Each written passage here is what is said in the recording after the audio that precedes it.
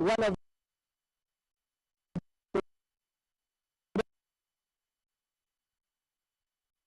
this has been the hope of people of South Sudan, that they receive church leaders, men of God, church solidarity, peace, unity. That is Italian Airways that has actually touched down at Juba International. His Lordship, His Holiness Pope Francis, whom we have been expecting since morning up to this very hour, and people from all walks of life. You can so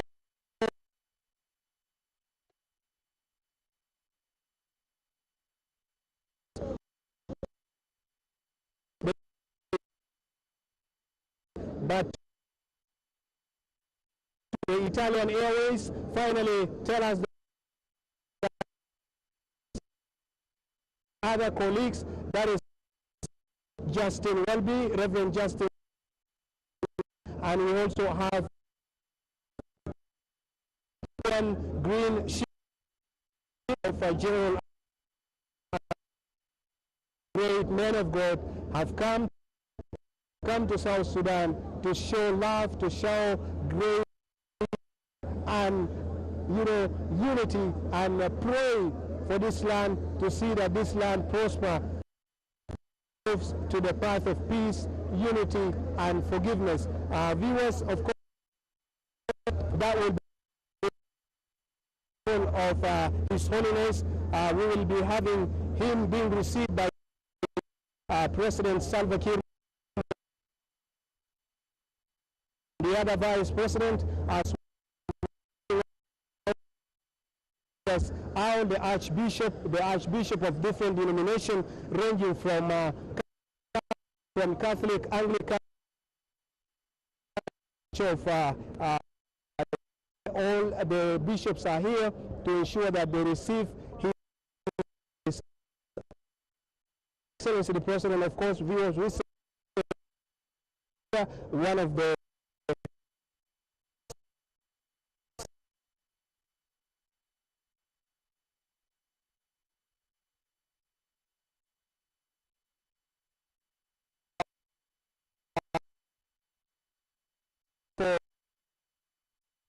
and there is Pope Francis.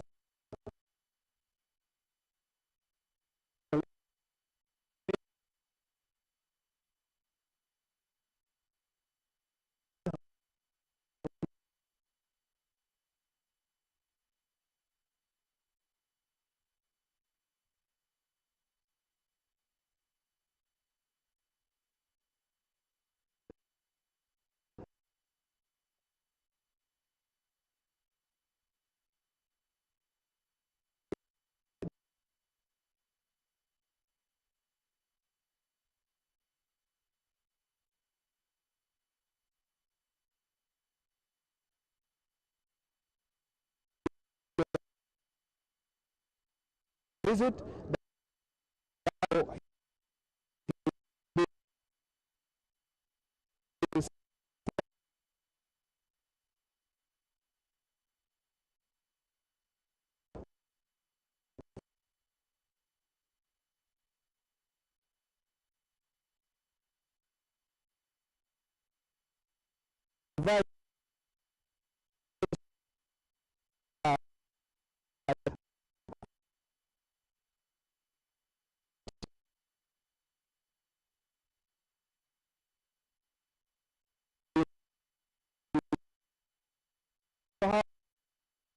by having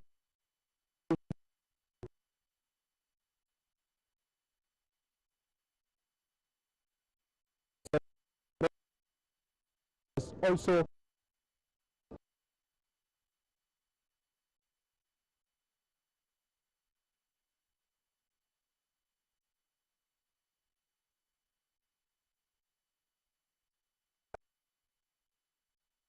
waiting His Excellency, as well as the relief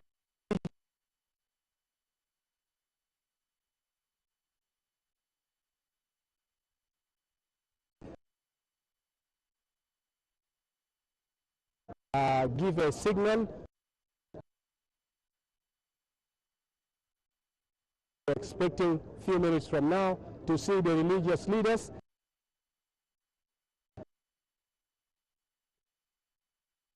To come down.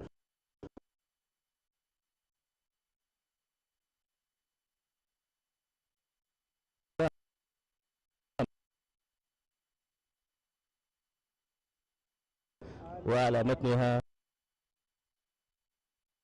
وضيوف الكرام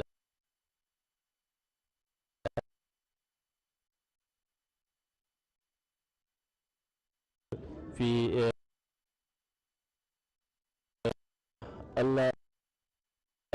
على النحو الآتي بعد الاستقبال من المطار البابا فرانسيس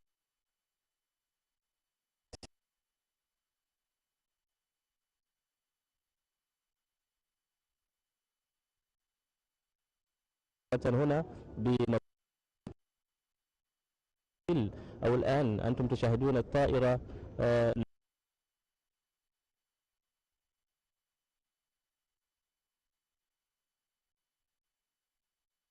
يا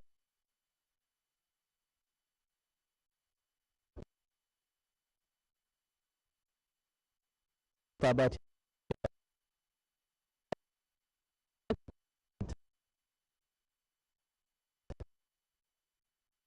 مشاركة المواطنين أفراح السلام والاستقرار من أجل التعاون السياسية والاجتماعية له دلالات ومعاني من المواطنين على أن يتحقق الاستقرار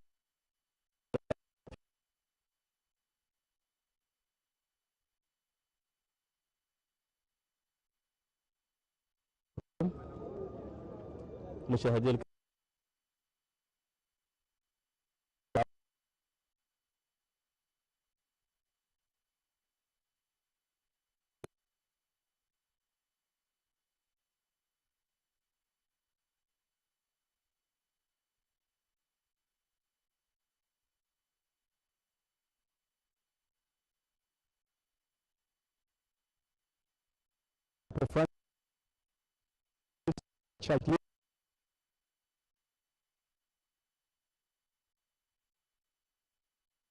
to be people of the multi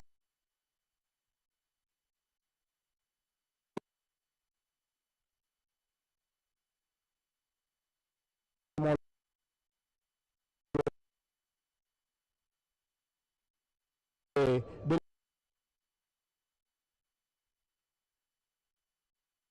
Francis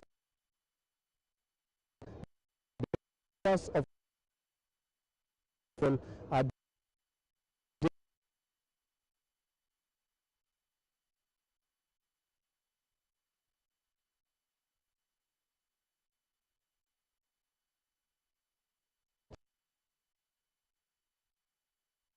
3 churches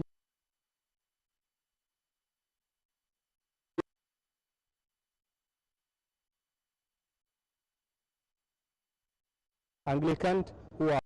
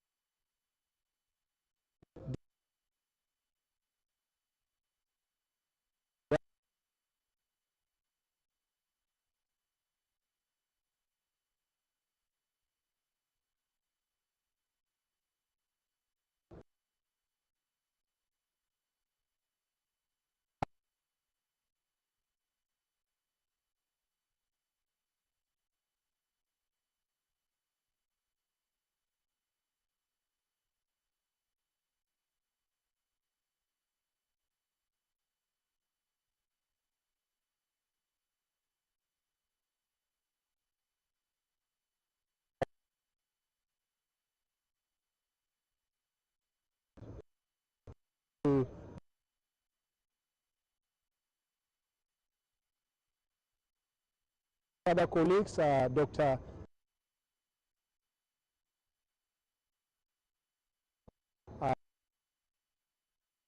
Ian Green,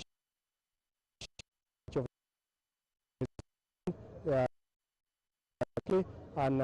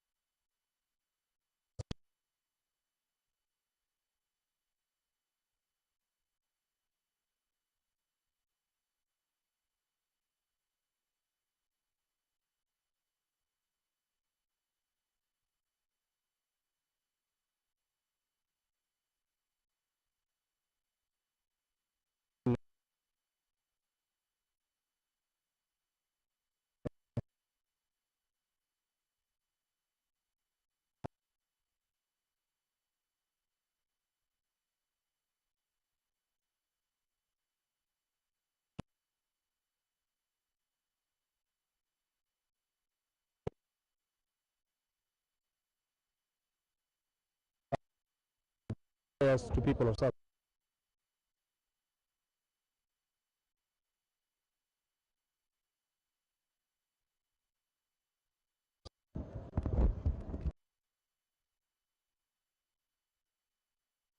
Into love.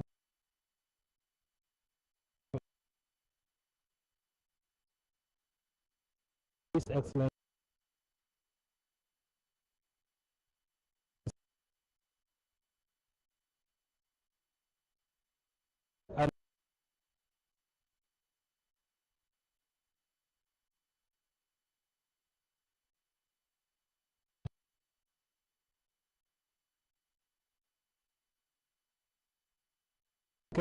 Presbyterians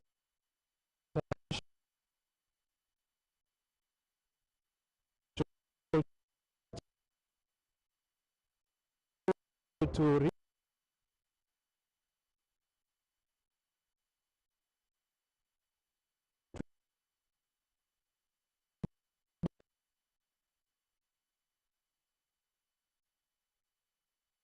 it is just a minute right now. Parade.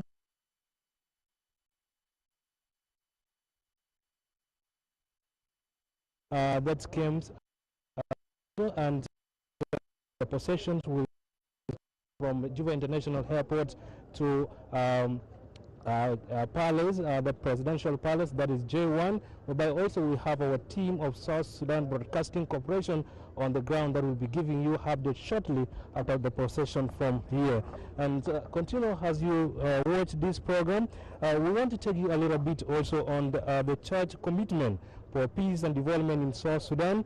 And peace has been a constant focus of the church in South Sudan since the time when the African nation was struggling for independence, which is South Sudan, and the Catholic Church and the Council of Churches of South Sudan, of which it is a member. It still collaborates to this day to promote dialogue, healings, reconciliations, political differences in the country, but that does not differentiate from what is going on right now, in which, as we speak earlier to the church leaders, the coming of His Holiness Pope Francis to the Republic of South Sudan is believed to be one of the significant role that they will play towards the peace agreement and the peaceful well-being of the South Sudanese, as peacefuls will be turning up in these 3 days visit to find out how they can continue to live together, revive the Christianity in the Republic of South Sudan, and see how the Christianity continue to contribute to building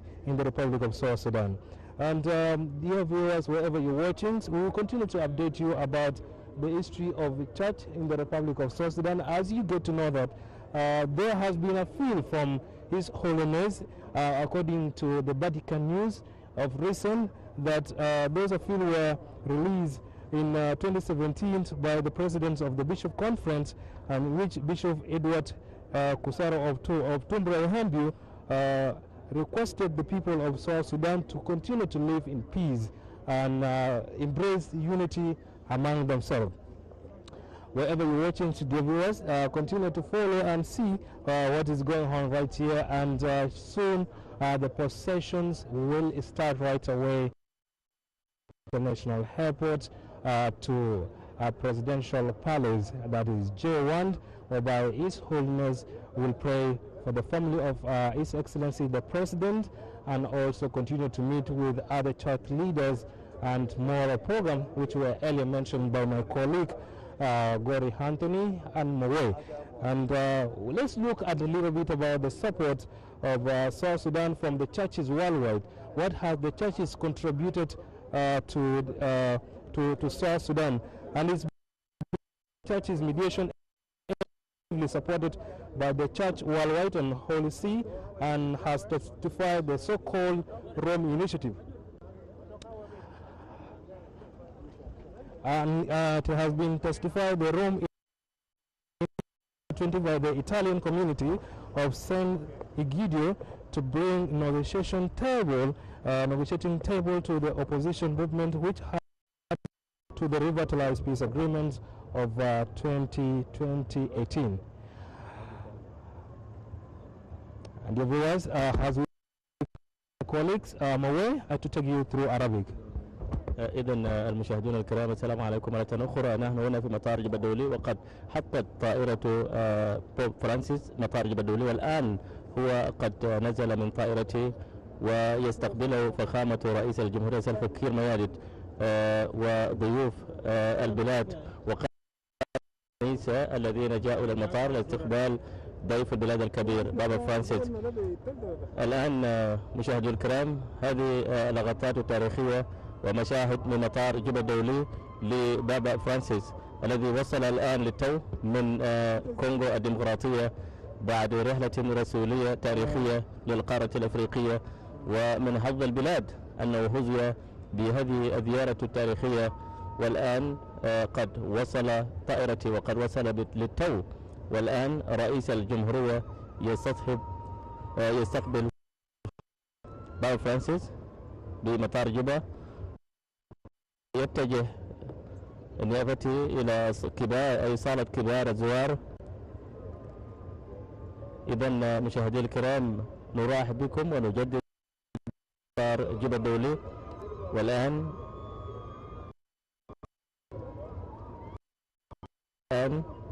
بابا فرانسيس، وأنتم تشاهدون معنا هذه الصور التاريخية بمطار جوبا الدولي.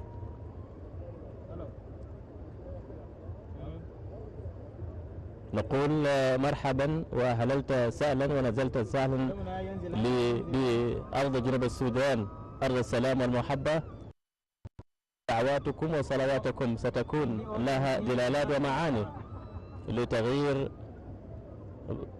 الكثير في البلاد سياسيا واجتماعيا واقتصاديا وأمنيا.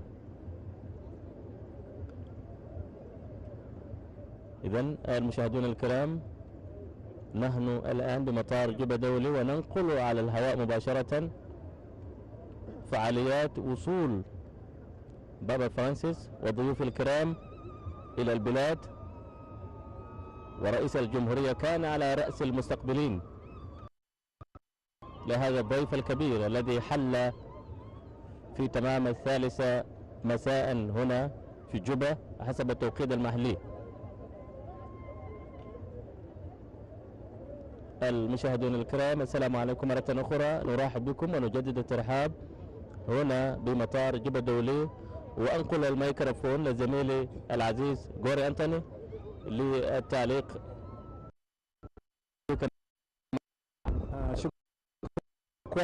Viewers of SSBC, you have just seen His Holiness Pope Francis on the wheelchair being finally in Juba, and this has been the hope of people of South Sudan. As you have seen, he has been sending message of peace. He has been sending some a gesture of love and and forgiveness. And you have seen that people of South Sudan from all walks of life are here, and you can see viewers that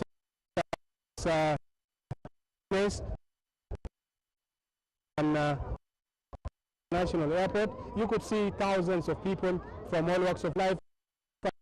Viewers, we are going to see that Holiness Juba and people from all walks of life are all here to receive. Inform you that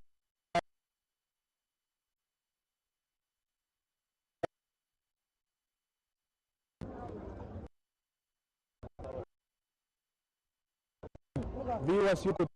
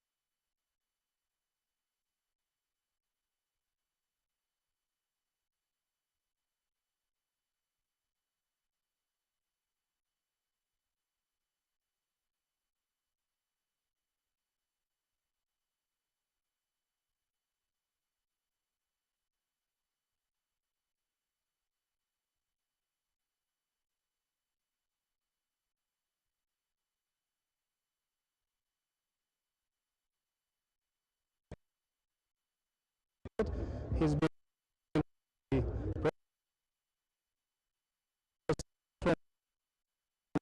and other government officials. Viewers, we will be expecting to see thousands of people. Let me have some few words. Colleague Majur.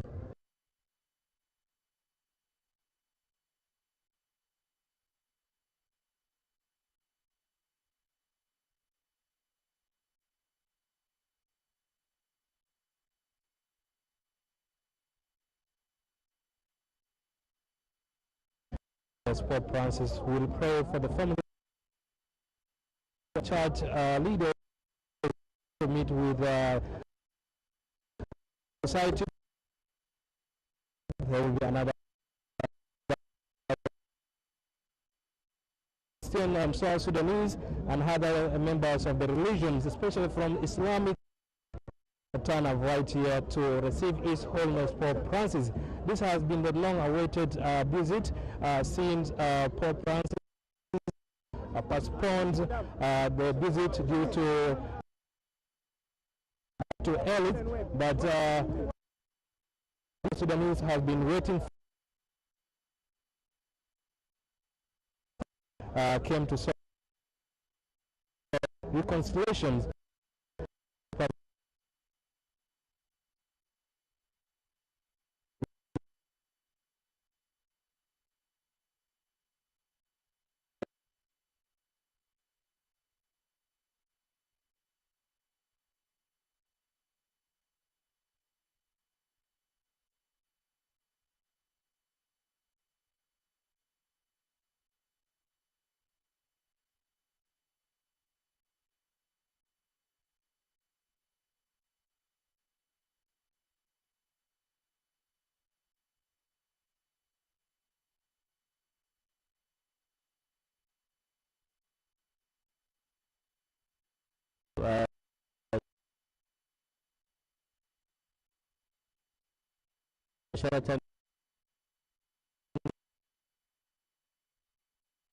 الكرام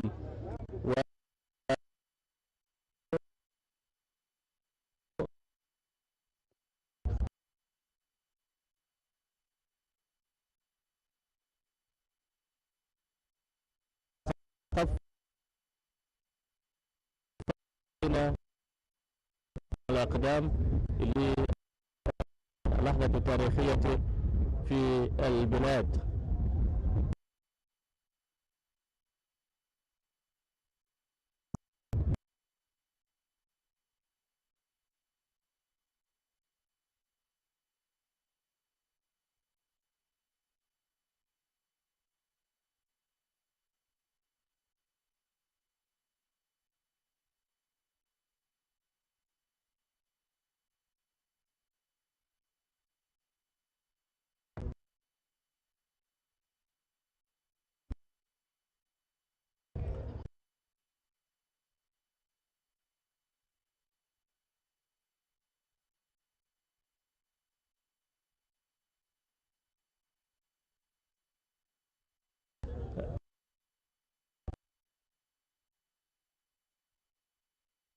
فنية الحدث التاريخي تأسيس البلاد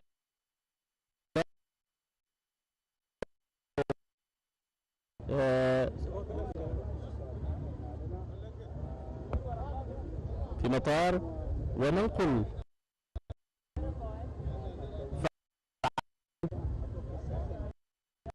ذلك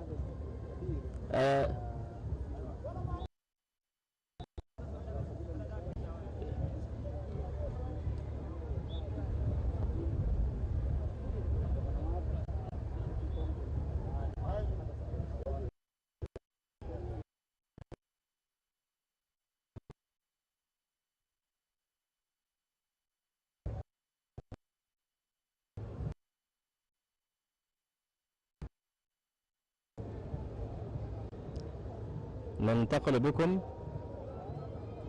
نحو القصر الرئاسي.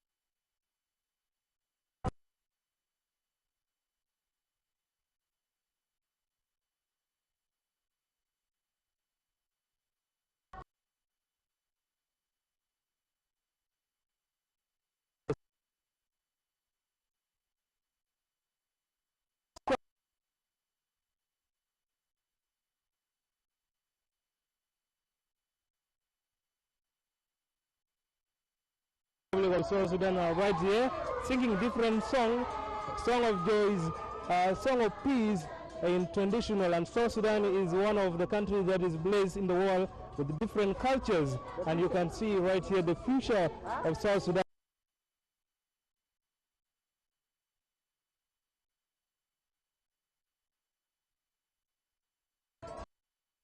We have been here at Juba International Airport since morning around right here at Juba International Airport to receive His Holiness Pope Francis and the Archbishop of the General Assembly of the Church of Scotland to the Republic of South Sudan. And as you can see right here, everything is going on well at Juba International Airport. There has been some arrangement and shortly the procession will start and to Presidential Palace. This has been the day that South Sudanese has been yearning for, to see the country as changed South Sudan that has been portrayed negatively is now a country that people and the world should see the positivities, the resilience, the competence, the opportunities in the Republic of South Sudan that you can see all over the world. This is only a country that is peaceful, and as you can see, a country which is peaceful is a country that have a lot of is about to start, and you continue to see right here a lot of things happening at Juba International Airport. The procession from Juba International Airport to the presidency, and thousands of Pope Francis, and we're waiting to hear peace messages of development in the Republic of South Sudan. Collect Noe.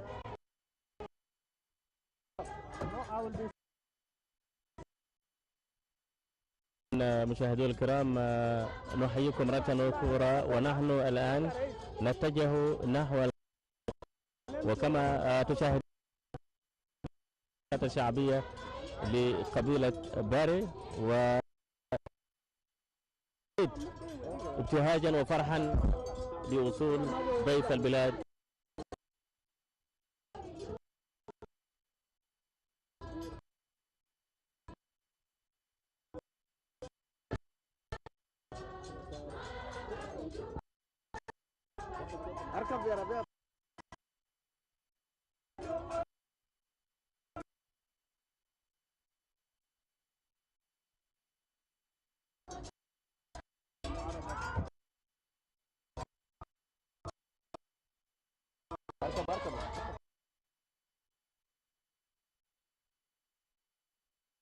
اتجه معكم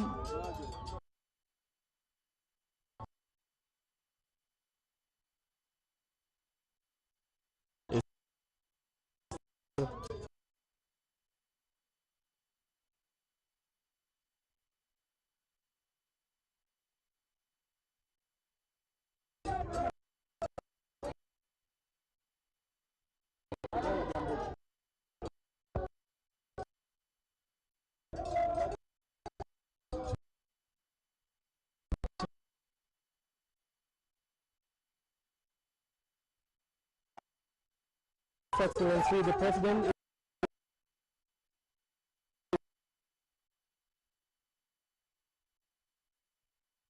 trying to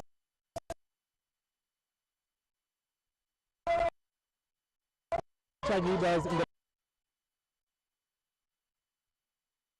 past of the nation.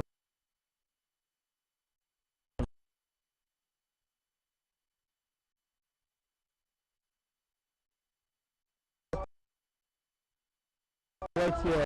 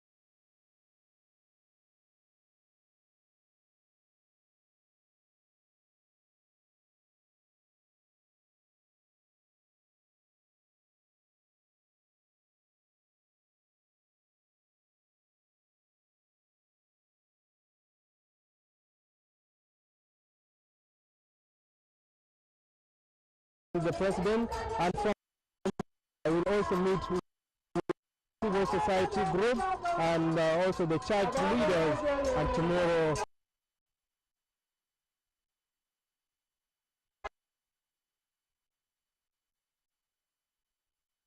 right there also be able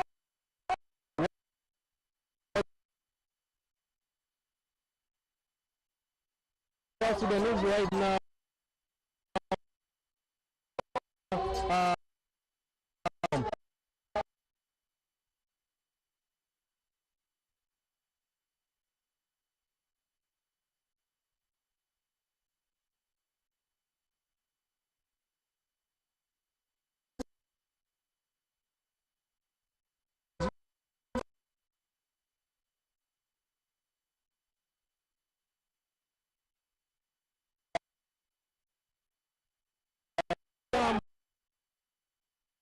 Holiness to the Republic of South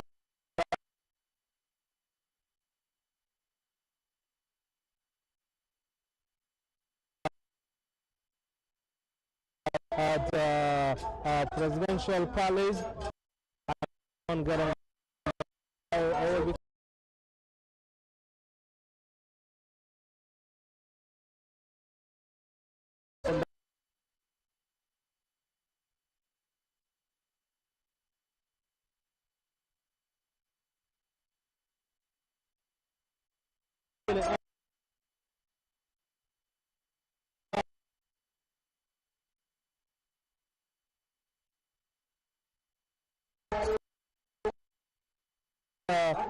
way again,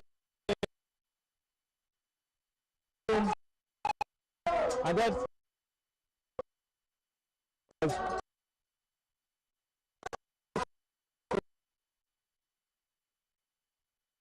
to be a stable country. I want to be stable,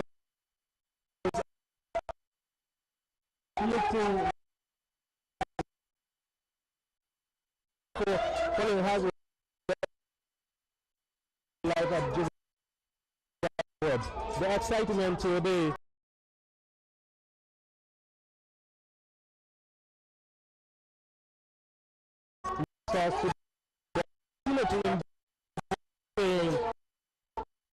the visit of His Holiness has changed a lot of things.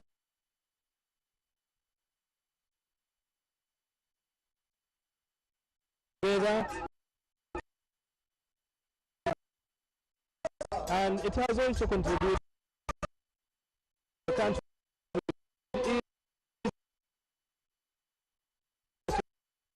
of Christianity in terms of peace.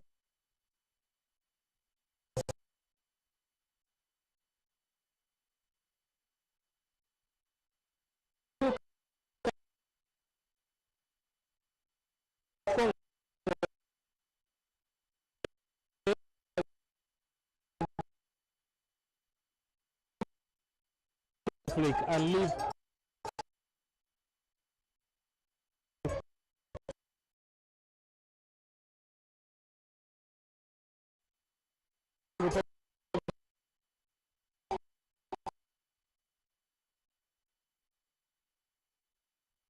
forget about war.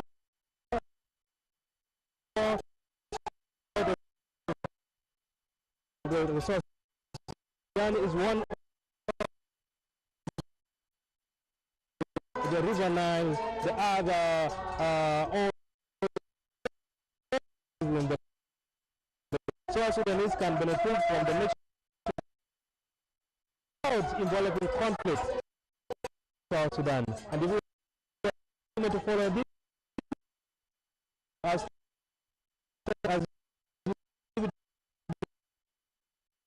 you must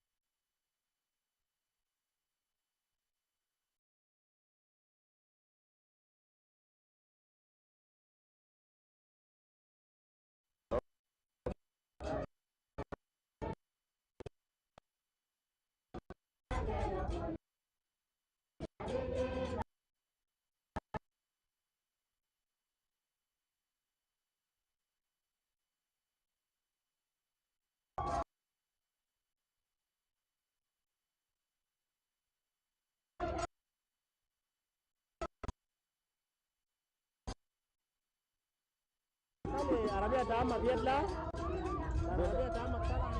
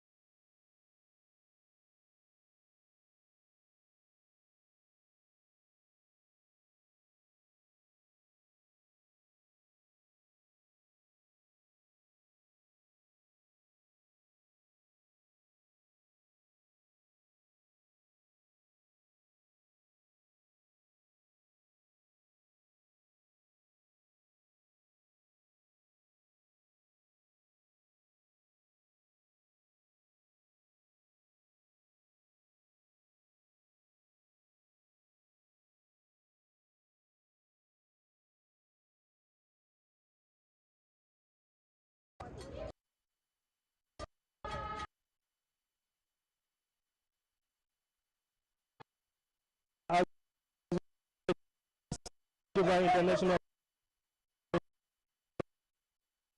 The closeness of Pope Francis people, constant concern and all the peace in the country, but also a number of significant initiatives.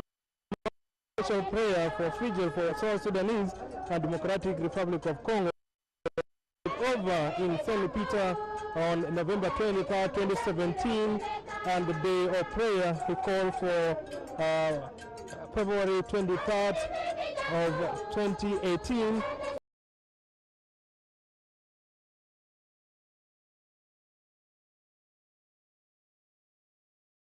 Following the past postponement for security reasons of his economical visit to the country, along with Anglican Primate and Archbishop of the Canterbury, Justin Willoughby. In summary, in 2017, we also launched the Pope for South Sudan initiative, a financial contribution of around $500,000 to support health, educational, and agricultural projects in the country. South Sudanese civil and essential authorities to join an economical retreat in the Vatican at the end of the Casa Center matter. He made the highly significant gesture of kissing the feet of President in a plea for peace. And on July, Pope Francis, Archbishop of Anglican, will be, together with Ben's moderator of the General Assembly of the Church of Scotland, wrote a joint message to South Sudanese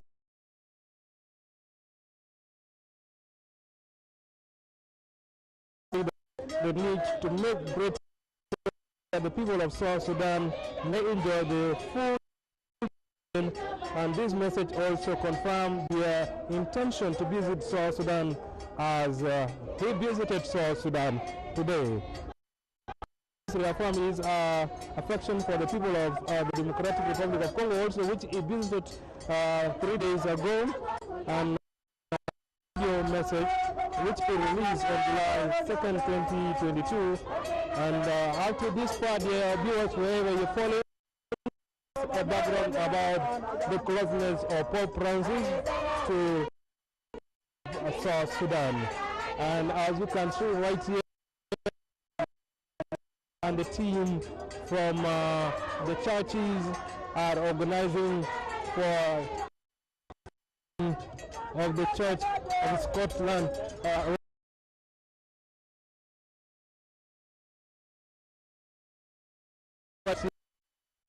SBC will keep you updated, and right now let's give it.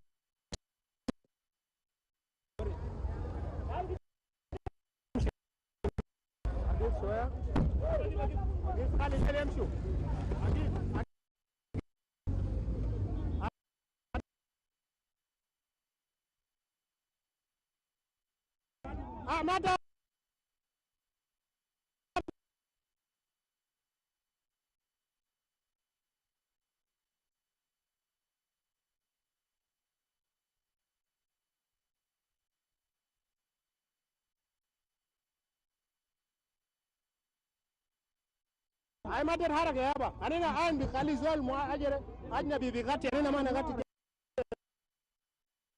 they are doing live.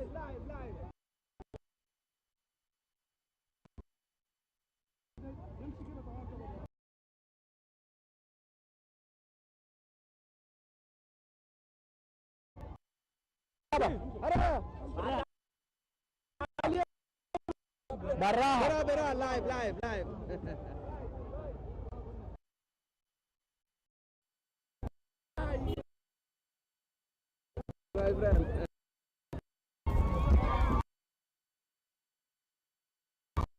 نتجه نحو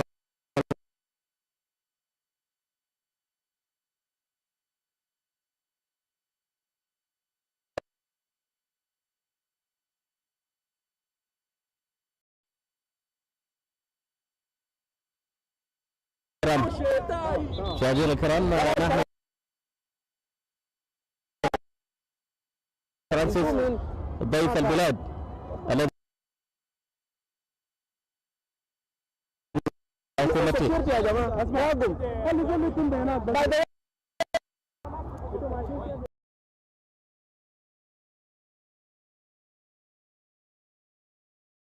تعليق حول هذه اللحظة التاريخية. والآن مشاهدي الكرام عدد كبير من الجمهور اصطف جنبات الطرقات الرئيسية مدينة جوبا.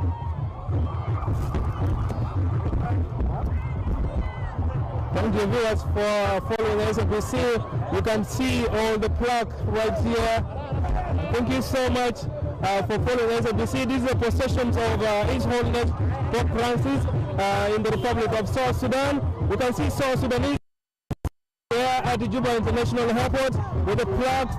People are happy, and thousands of South Sudanese have turned up. And wherever you're following us live, this is a procession of His Holiness right away from Juba International Airport. This procession is going to Presidential Palace.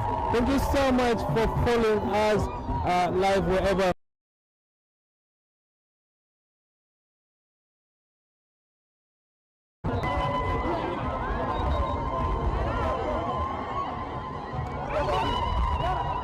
There is jubilation. South Sudanese are jubilating. South Sudanese are jubilating right here. Thank you so much for following SBC live wherever you're following us, dear viewers.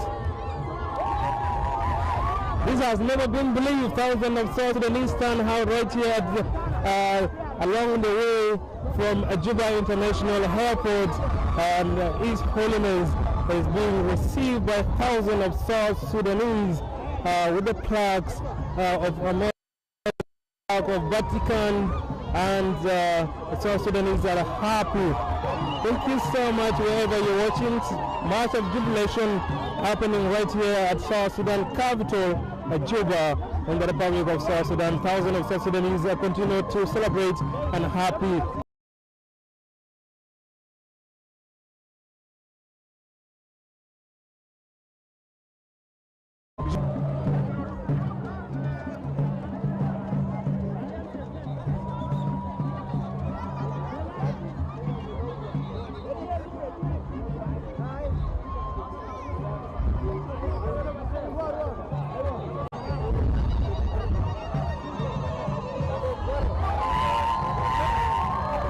Dear viewers, thank you so much wherever you're following us live. We are coming to you all the way from the transit of Juba International Airport.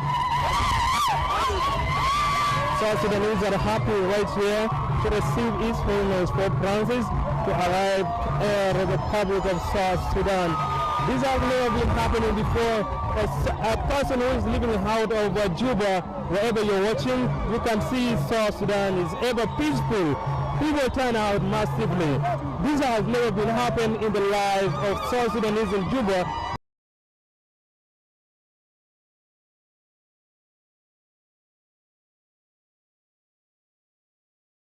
And you can see a lot of things happening right here.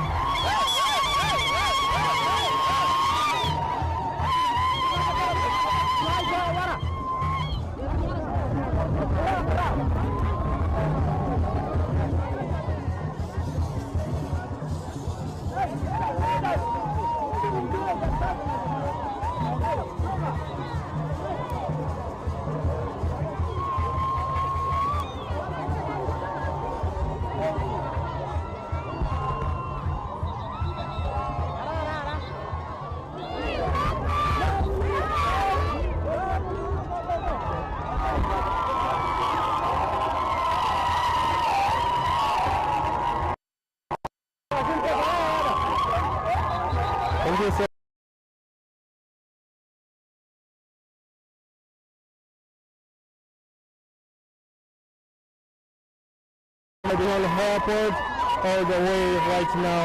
This is a procession of His Holiness Pope Francis to the Republic of South Sudan. People are happy, and let's continue.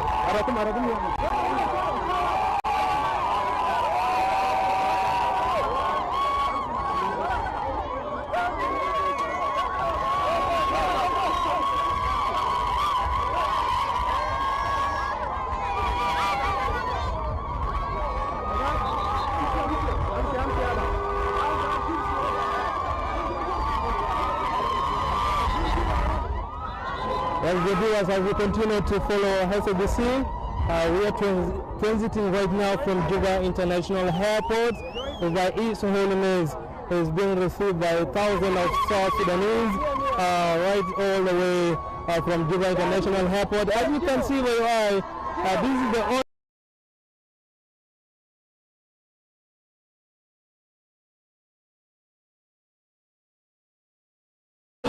and welcome His Holiness Pope Francis and the Archbishop of the Anglican Church and the Moderator General of the Church of Scotland to the Republic of South Sudan. And this procession right now is all the way transiting from Juba International Airport going to Presidency. And I will give back to my colleague.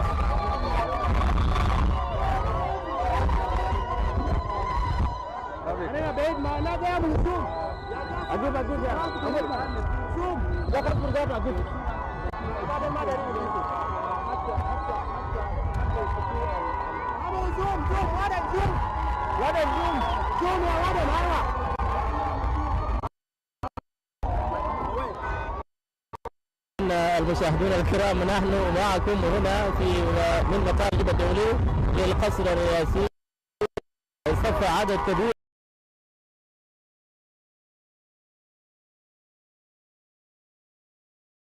الآن نحو القصر الجمهوري، ونحن بالتحديد في شارع المطار،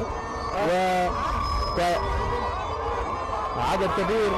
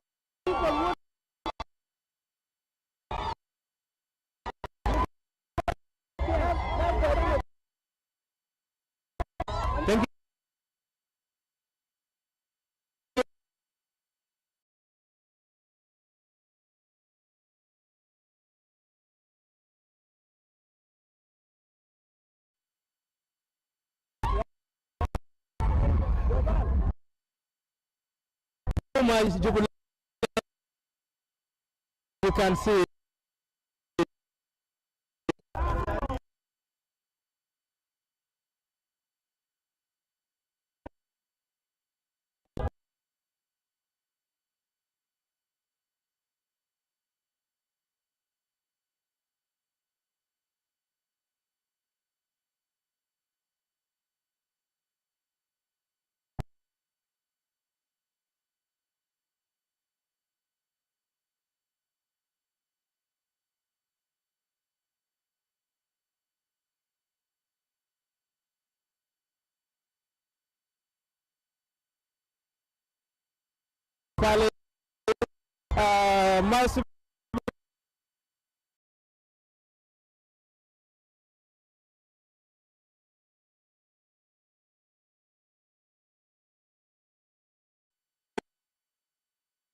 Sudanese will happen next tomorrow if people can tell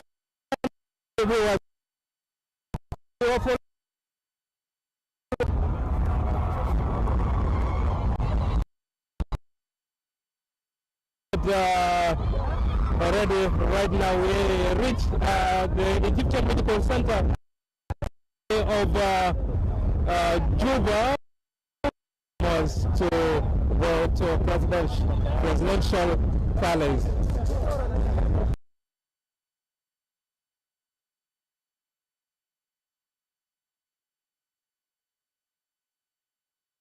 A day that has been waiting for South Sudanese celebration all over the street of Juba.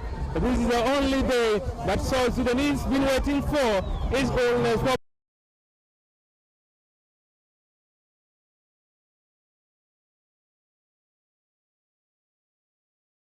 You can see a lot of things. The people right here lining up and to see the celebration happenings in the Republic of South Sudan.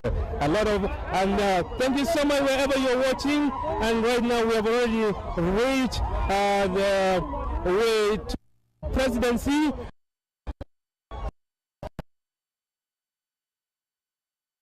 You see the presidency is over.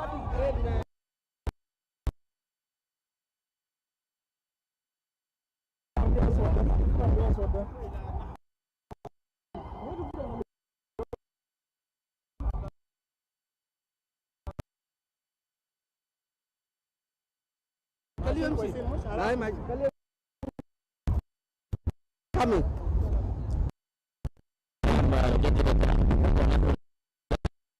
القصر الرئاسي أو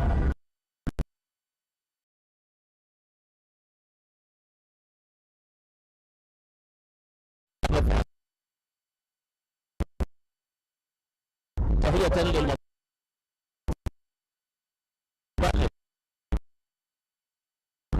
مباشرة لنقل فعاليات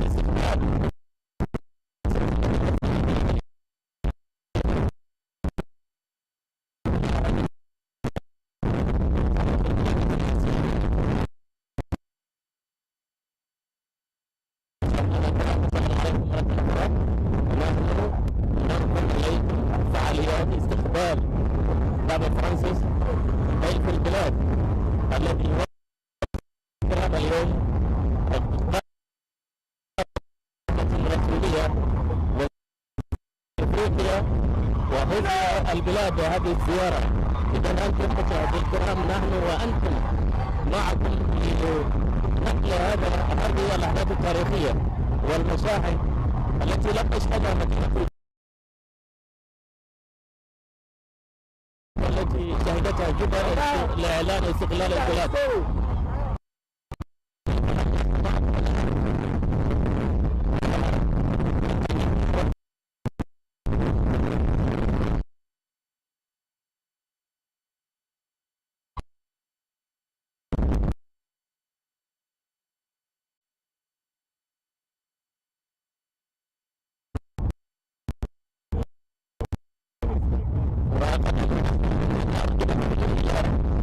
رئيس الجمهورية حيث سيلتقي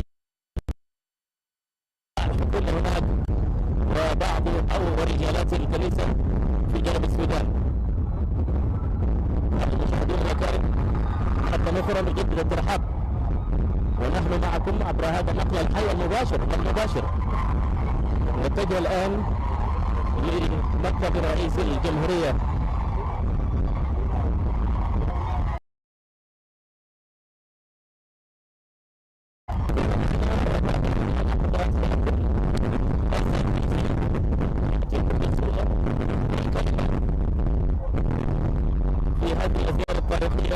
لمدة 3 أيام من اليوم وغدا وبعد غد سيكون هناك القداس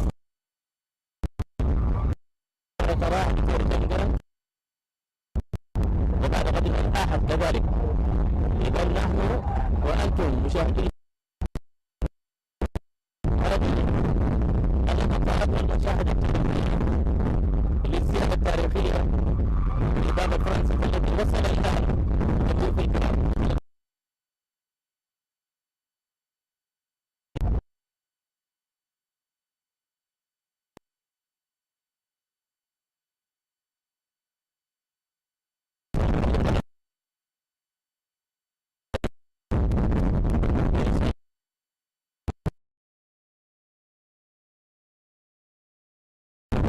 مباشرة مكتبه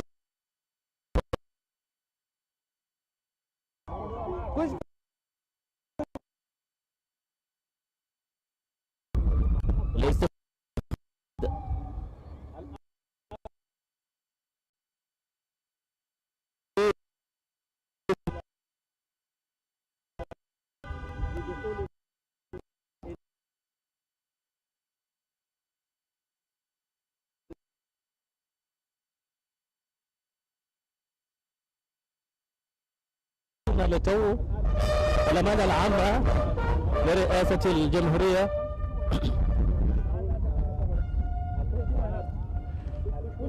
إذا مشاهدينا الكرام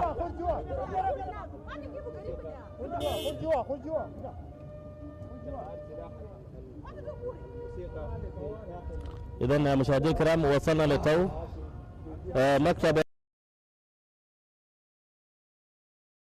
الهواء مباشرة على مدار هذه 3 أيام لتغطية هذه الزيارة التاريخية. أعود إلى زميلي مجر وزميل غوري أنطوني للتعليق مرة أخرى. Yes, viewers of SSBC, we have just arrived at the State House where we're expecting to see His Holiness Pope Francis and the President of the Republic. They will be having a meeting, and from there we'll see. And this is what is happening now. We just arrived from the airport, and His Holiness has now just got into the main State House to actually have a meeting with the President of the Republic.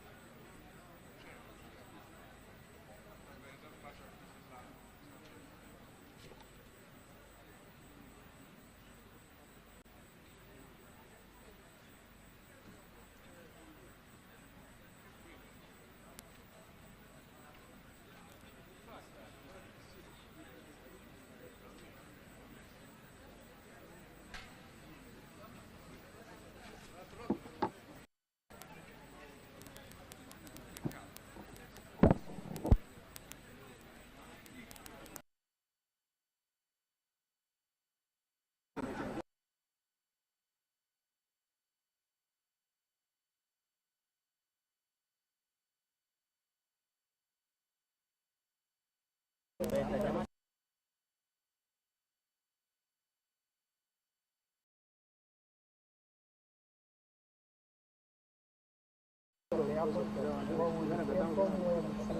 of people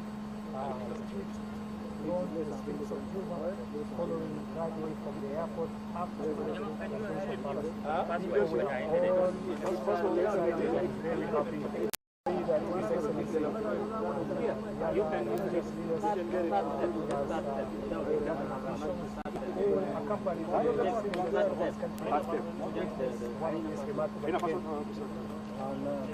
just right now here at the Presidential Palace where the event is taking place. Of course, this is a meeting of His Holiness Pope Francis with His Excellency the President and Pope Francis.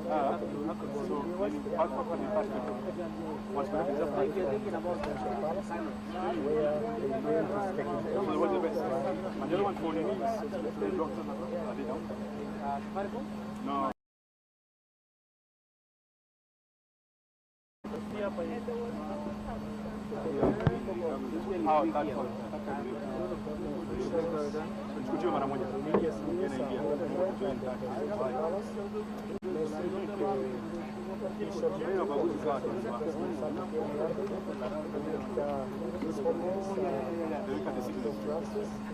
They are actually having the meeting right now in the Presidential Palace. We also having government officials, including viewers. They are government officials who are actually in the Presidential Palace as part of the he will be able to bless the government officials and she has cut down the record with this thousands of people from all over the lives who are all over the streets of Juba, and of course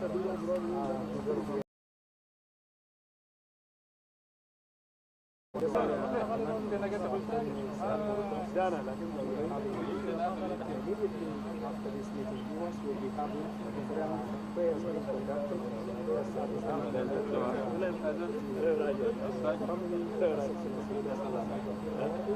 By religious leaders, meeting. None of us will be led by His Holiness Pope Francis,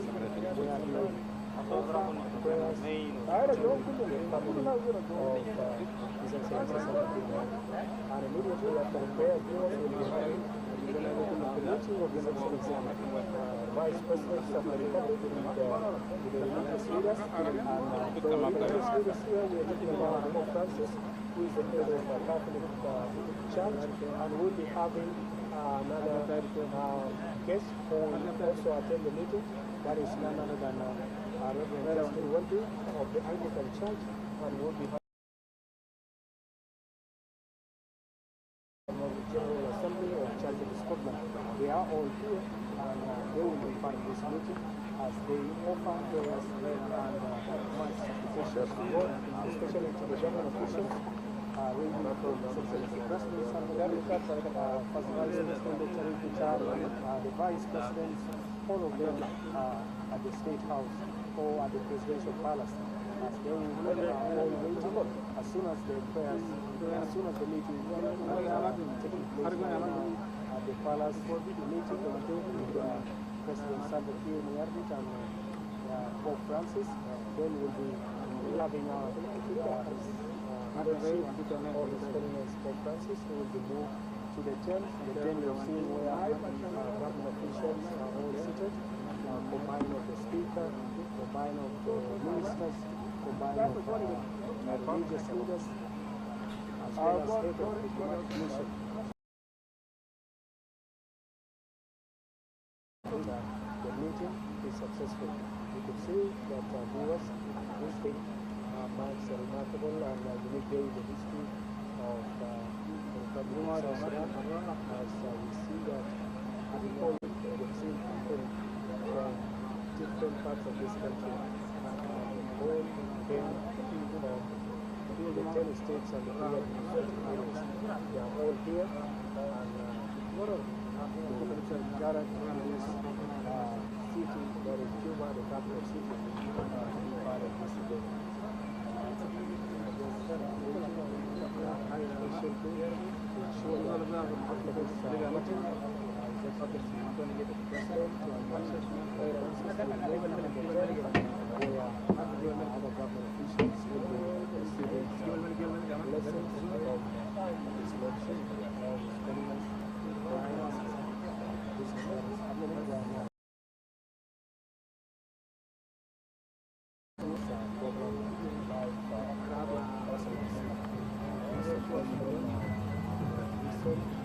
Welcome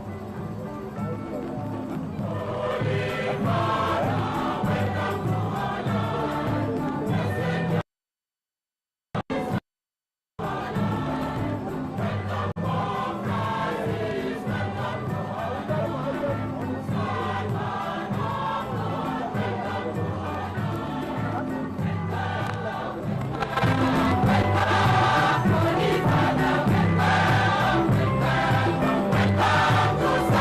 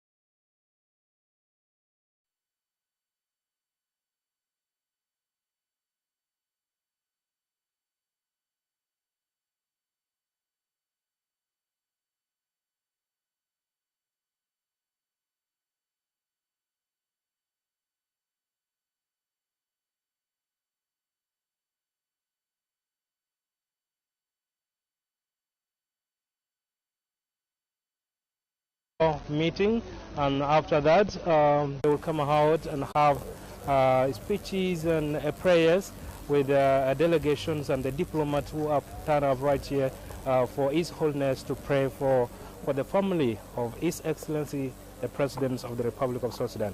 And if it was just in a brief background, as you continue to know, and we believe you know, that His Holiness Pope Francis is the head of the Catholic Church and the Bishop of the Rome and the Supreme of the Vatican City, and Pope Francis December 1936 in Buenos Aires of Italian descent and with the nationality of Argentine. According to his official Vatican biography, he was ordained as a Jesuit in 1969 and went on to study in Argentina and Germany. And this has been part of his biography, and also not only as we look back to the visit of His Holiness to the Republic of South Sudan today, Pope Francis has been visiting Kenya, Uganda, and the Central African Republic in 2015, and Mozambique, Mauritius, and Madagascar in 2019. And also Pope Francis has been visiting Egypt in 2017 and Morocco 2 years later. And this year, 2023, His Holiness Pope Francis is visiting the Republic of South Sudan and the Democratic Republic of Congo, in which he has just arrived days right there. And this has been a day, as you continue to see, from the procession at Juba International Airport right away to Presidential Palace, where thousands of South Sudanese stand up massively to receive His Holiness. And this has never been happening right here in Juba. This has been the first time in the history of Christianity in the Republic of South Sudan for all South Sudanese, despite their denomination, despite their religion, to turn up and receive His Holiness and the Archbishop of the Anglican Church and the moderator of the General Assembly of the Church of Scotland to the Republic of South Sudan. And as you see before, people are celebrating, jubilating, and this has to be reflected in the history of South Sudan, in the history of Christianity, that South Sudanese has been portrayed negatively all along, but today you can learn that South Sudan is a blessed country, a country that people can turn up massively and will. I'm back to my colleague Gori Anthony, who will interview one of the official right here. Thank you so much, Gori. Welcome. All right, viewers of SSBC, we are joining by one of the guests who is here. Let's get to know his name. What's your name? I'm Paolo Ruffini. I'm the prefect for communication of the Holy See. Paolo, how do you describe today's event as you've seen they turn up towards welcoming His Holiness and the other church leaders? I think it was powerful to see how many people was waiting for this event, and how we hope it can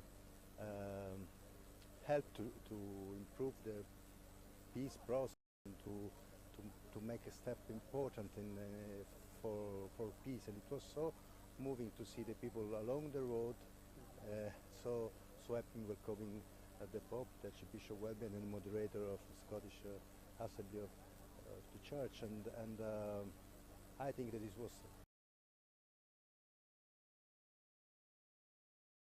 late one year when it was postponed, but it's not never too late to start this process, and we will listen to the President remark and to the Pope remark. I think this is a very, very important moment for South Sudan, and I think for all the sub-region of Africa that can see how to have a roadmap and to build a better moment, a better place.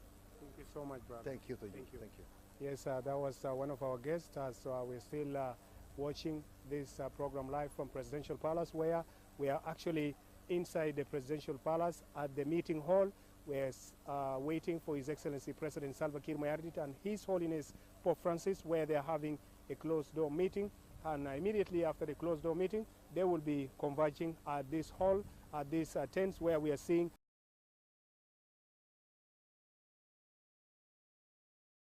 out here and offer His Lordship or His Holiness Pope Francis will offer prayers to the government officials, and we can see other religious leaders from all the denominations are here, and we're expecting shortly after the meeting of His Excellency President and His Holiness, we're expecting to see that they will come over here where we'll witness another remarkable day where prayers will be offered to the people of South Sudan and the government officials. Of course, our viewers, the meeting of His Excellency and His Holiness Pope Francis, this meeting is one of the unique one because they will be talking of other issues that are related to and unity and coexistence of the people of South Sudan. And as soon as the meeting gets done, we are also hoping that His Holiness Pope Francis will also offer prayers to the family of His Excellency President Salva Kiir Mayardit, as well as the people of South Sudan. Not forgetting, he will also have a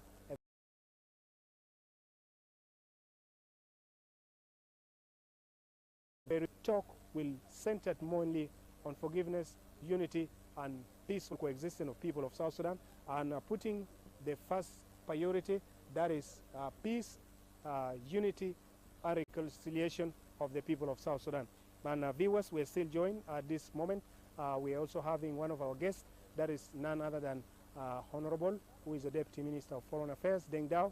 He has just joined us. Let's get to hear his views on this day, how he sees this day, and how important is the visit of three religious leaders to the country. Honorable, what do you say? How are you feeling today?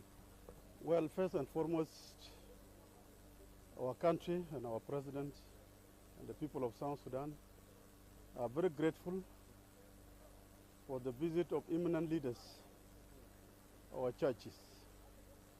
His Holiness Pope Francis and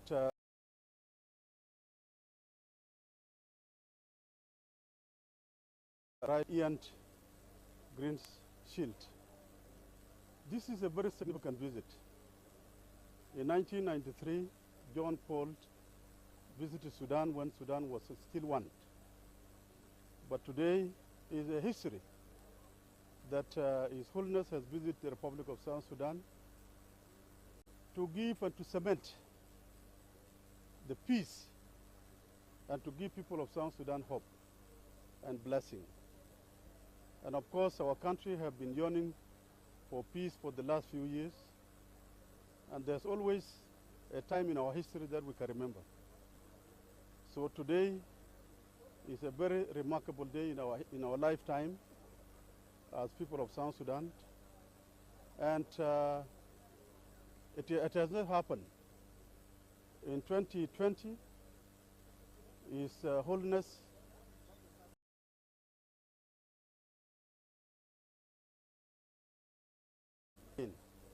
the people of South Sudan are very grateful for this visit.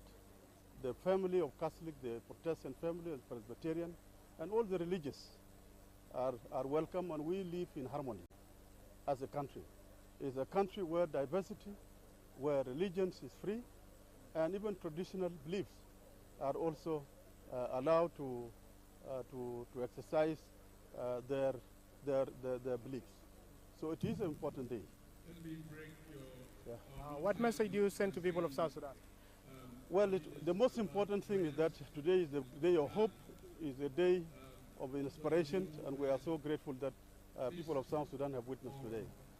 Do you see that their visit will have impact to people of South Sudan, Honorable? It will go to our heart, it will touch our heart, and it will have a great impact in our heart. Yeah, thank you. Yes, thank you so much, Honorable Deng Dao, the Deputy Minister. Mentioned a lot to do with peace, unity, and reconciliation of people of South Sudan. And of course, our viewers will say from the beginning that we're having three great men of God, the religious leaders. We're having Dr. Justin Welby, Reverend Dr. Justin Welby, who is here in the country. We're also having Ian Greenshield also here. Let's have a few remarks from the Speaker of National Parliament. That is none other than Honorable Jema Nunu Kumba. Let's get to hear her views regarding this day. Honorable, are you so happy that today we received three great men of God? Yeah, thank you very much, SSBC. Yes, of course, we are very happy to receive the three church leaders, His Holiness the Pope, and the head of the Church of England, and the others. For us, South Sudanese, is a great moment and a blessing to have the Pope here at last. We have a but we thank God that he's here today. And to South Sudanese, it's a great thing because we are one of the few lucky African countries that the Pope is able to visit.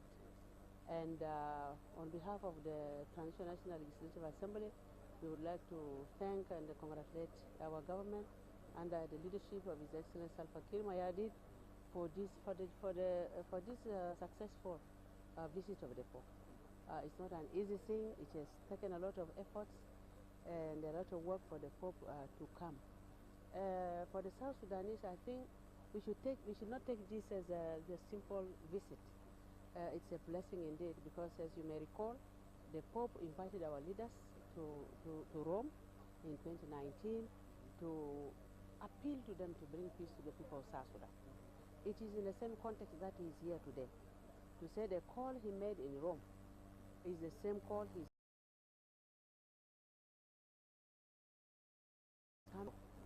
that he has South Sudan in his heart, and that's why he gives a special attention to it in his prayers, and even by visiting here means that he has a special love for South Sudan, a special love for the people of South Sudan. But of course, peace cannot come from him alone. Peace will come from the people of South Sudan, led by their leaders. There is a special call to the leaders of South Sudan to come together, to implement the peace agreement, to forgive each other, to reconcile the people, reconcile among themselves and reconcile the people, so that we can have a comprehensive peace in our country to another level and provide service and development to our citizens. So let us take this visit and the message of the Pope seriously into our hearts and put it into practice. Because as Christians, actually, what it is predominantly Christians. And also I know Muslims also believe in peace. So we need to take this message and put it into practice. We continue to pray for our country, continue to pray for our president and all the leaders under him, so that this visit can have a different impact. The impact in terms of accepting each other, accepting peace, and working for real peace to our people. Honorable Speaker, currently we are having a number of all-out groups who have not signed the revitalized peace agreement, and we are saying, what do you think will the visit of the three church leaders have impact? Will it have impact towards ensuring that the South Sudan, even those who did not sign the agreement, will they come in? Or what will the next move of the government after this visit? Yeah, sure. I'm sure, although I'm not well, I'm sure the message the Pope is bringing is that to bring peace, to have peace.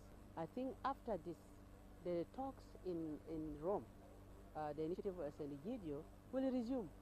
And everybody agrees to sign, to be part of the peace agreement. I'm sure the chairman, the president is going to take this seriously and request the resumption of peace. Thank you so much, Honorable Speaker. You are welcome. Thank you. That was Honorable Speaker Jema Nunu Kumba giving us highlights regarding the visit of the three church leaders. That is none other than Reverend Dr. Justin Welby, Dr. Reverend Ian Greenshield of the Scotland Church, and not forgetting His Holiness Pope Francis, who is having right now a meeting, closed-door meeting with His Excellency President Salva Kiir Mayardit, of which shortly we'll have a prayers for the government officials who are part and partial of the unity government. And the main message is unity, coexistent, peaceful. We are joined by other guests who will be joining us from the government of the national unity, and we're having Dr. Albino Boldiu, who will be joining us shortly on how does he see that the visit of the bring towards South Sudan. First of all, are you happen to be in the government, and that the visit of the three religious leaders to their country. How do you describe this? I'm extremely happy because as a young man, when there is peace, it means we are the one going to benefit from the peace, and when there is war, we are the one paying the price of war. So with the visit of Pope, is a chance for us, and it's a great privilege, especially after our independence, for His Holiness the Pope and other big visit our country, and the message is the message of peace and peace. For us is a special day as the young people. People were even walking on foot, coming a long way from far states to come and celebrate with us and receive His Holiness who are visiting our country. What message do you send to our people who are spearheading, who are ruling this country? Because the message you said it's about peace and peaceful coexistence and unity. What message, what next after the visit of Pope? What impact do you see in the transitional government of national unity? The message is that everything has the time. There is a time for war and time for peace, and I believe the time today is for peace. We have tested and we have seen how. So for us now is a focus on building our nation. We have seen now the progress being made by His Excellency the President, officiating the highway, roads, and a lot of. Now we need to focus also on how to protect our territory and our nation. So we need to focus on how we rebuild what we have destructed as the people. We need to restore back our check and harmony to become one again and to fight for development of our country. So this is a very important message to us and to the government of national unity, and also to those who are still not signatories to the peace agreement, those who are still holding guns. This is a time for peace. As we heard, our president has made a decision to resume peace talks. This is a golden opportunity for them, especially the Holy Father is the one hosting the peace in peace talks in Rome. This is a great chance to us to have seen him in our land and to rejoice together, and let us celebrate and let us forget the past and let us focus on how we can move forward. Thank you. It's been a pleasure having you. Thank you, and congratulations to all of us, and welcome His Holiness the Father. Thank you. That was Dr. Albino Boldiu, the Minister of Youth and Sports, and we're still joining at this very crucial moment as we're waiting so patiently to see His Holiness Pope Francis coming this side where he will be official. Let's have also none other than Honorable Lily Albino Akol, who happened to be joining us here at the Presidential Palace. Let's get to hear her views towards the visit of His Holiness Pope Francis and the other religious leaders. Welcome, Honorable. Thank you so much for having me. I think this is a very important day and a very great day for us as a nation and as a people. The coming of the Holy Father and the coming of all of them, the church leaders, it has a lot of significance for us. If you look at the history of the church and the separation for over 500 years, and for all the church leaders to come and convene for us as a country, and a great blessing. And for us as a country, especially the time that we are going through now, the call for peace, reconciliation, peace, love, forgiveness. And I think the church leaders, they in a way symbolize that and exemplify that. And we need that. So together as a nation, we will pray. And hopefully after this day, South Sudan will be a different place, and the blessings will shower down on us and on our people. Honorable Lily Albino Akol, people are saying sometimes when a great man of God comes to the country, the nation will be blessed. But what do you think? Do you think our people are ready to partake that blessings and move on and move South Sudan to a great land of abundance, especially in peace, and then mainly about the unity government? Our people have been always ready. They are forever ready. They are yearning for peace, they are yearning for stability, and also Us as a nation, as we move forward in unity, it's very important that the guns are silenced. It's very important that the war stops. It's very important that the fighting stops so that people can embark on development. Even for us, for example, in agriculture, you cannot do any farming activities if people are running away and hiding and being dislocated. So I think South Sudanese as a people are ready. The government of South Sudan is also ready. We have heard His Excellency the President time and time again saying he's not ready to take the country back to war, and that he has said this is the time for forgiveness, and he's calling all who are holding guns to come to the table and negotiate so that we can restore peace in our country. So I believe we are very hopeful, and good things will come out of this visit. Thank you so much. Thank you for having me. Thank you. Yes, viewers of SSBC, we're still relaying to you this program live from Presidential Palace, where we are witnessing the meeting, a closed-door meeting of His Excellency President Salva Kiir Mayardit and His Holiness Pope Francis. The meeting is almost just leaders and the President of the Republic. They will be coming down to where we will witness a very remarkable prayers being offered to people of South Sudan, especially to do with peace, unity, love, and forgiveness among the people of South Sudan. Let's have also one of the guests who happen to visit us and to be part of this. Let's have Honorable Minister. Let's have his views towards this event. Honorable Minister Lasuba, welcome. Oh, thank you so much. What do you say about today? This is an exciting moment for the people of South Sudan, and I'm personally actually excited that we have His Holiness and his friends who have actually decided to visit South Sudan.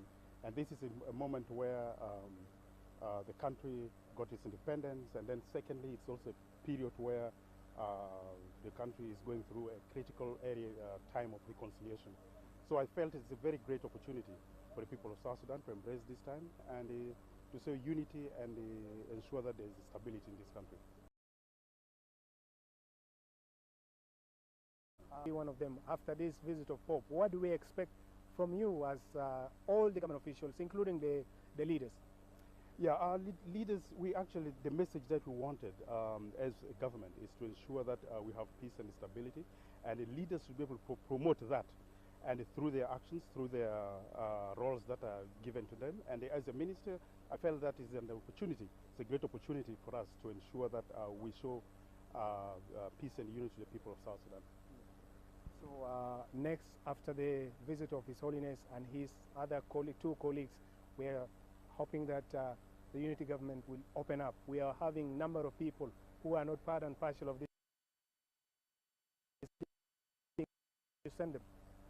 What we wanted is peace and reconciliation, and I think we have made very clear as a government to ensure that we actually open the negotiations with all the armed groups.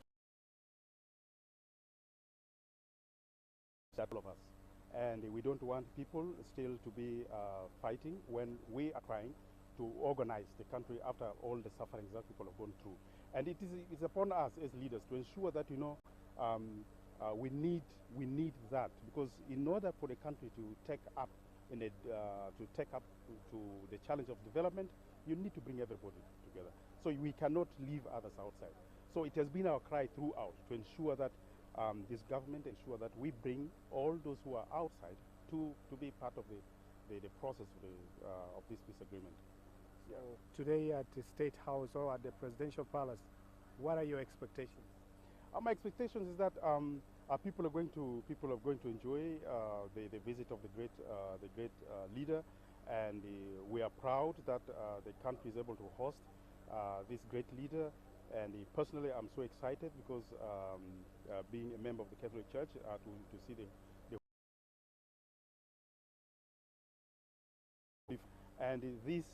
his presence should actually get to the people's hearts, so that people get to know that we needed a reconciliation, peace, and ensure that everybody embrace that, and so that we have peace and fun.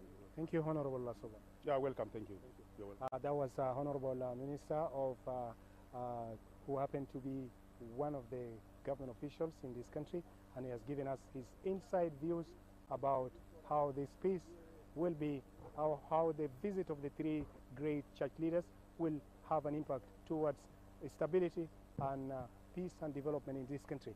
Viewers, we're still coming to you live from Presidential Palace, where we're expecting a very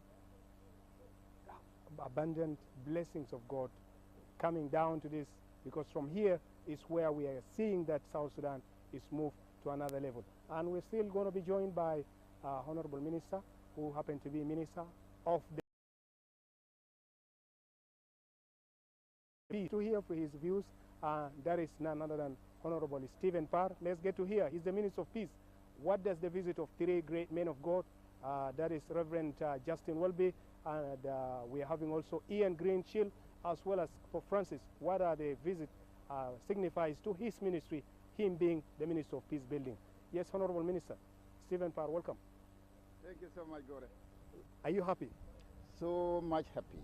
This is a big day for South Sudan, and even the biggest day, particularly for the Ministry of Peace Building, because this is peace pilgrimage. Do you see the visit of the three leaders? Does it make your ministry becoming more effective? Not only my ministry, it will reinforce the spirit of the year. This year, 2023, will be a year of peace, and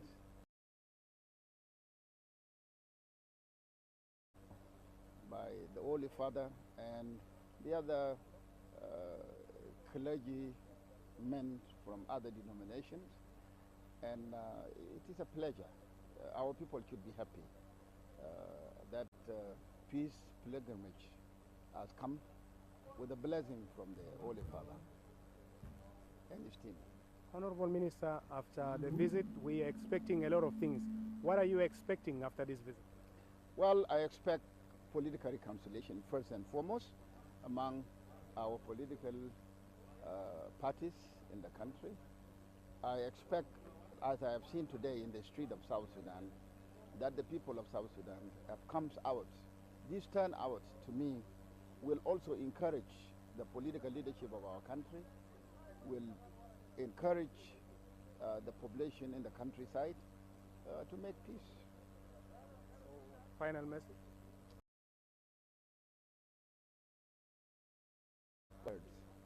Is a year of healing, peace, reconciliation, and stability in our great country. Thank you so much, Honorable.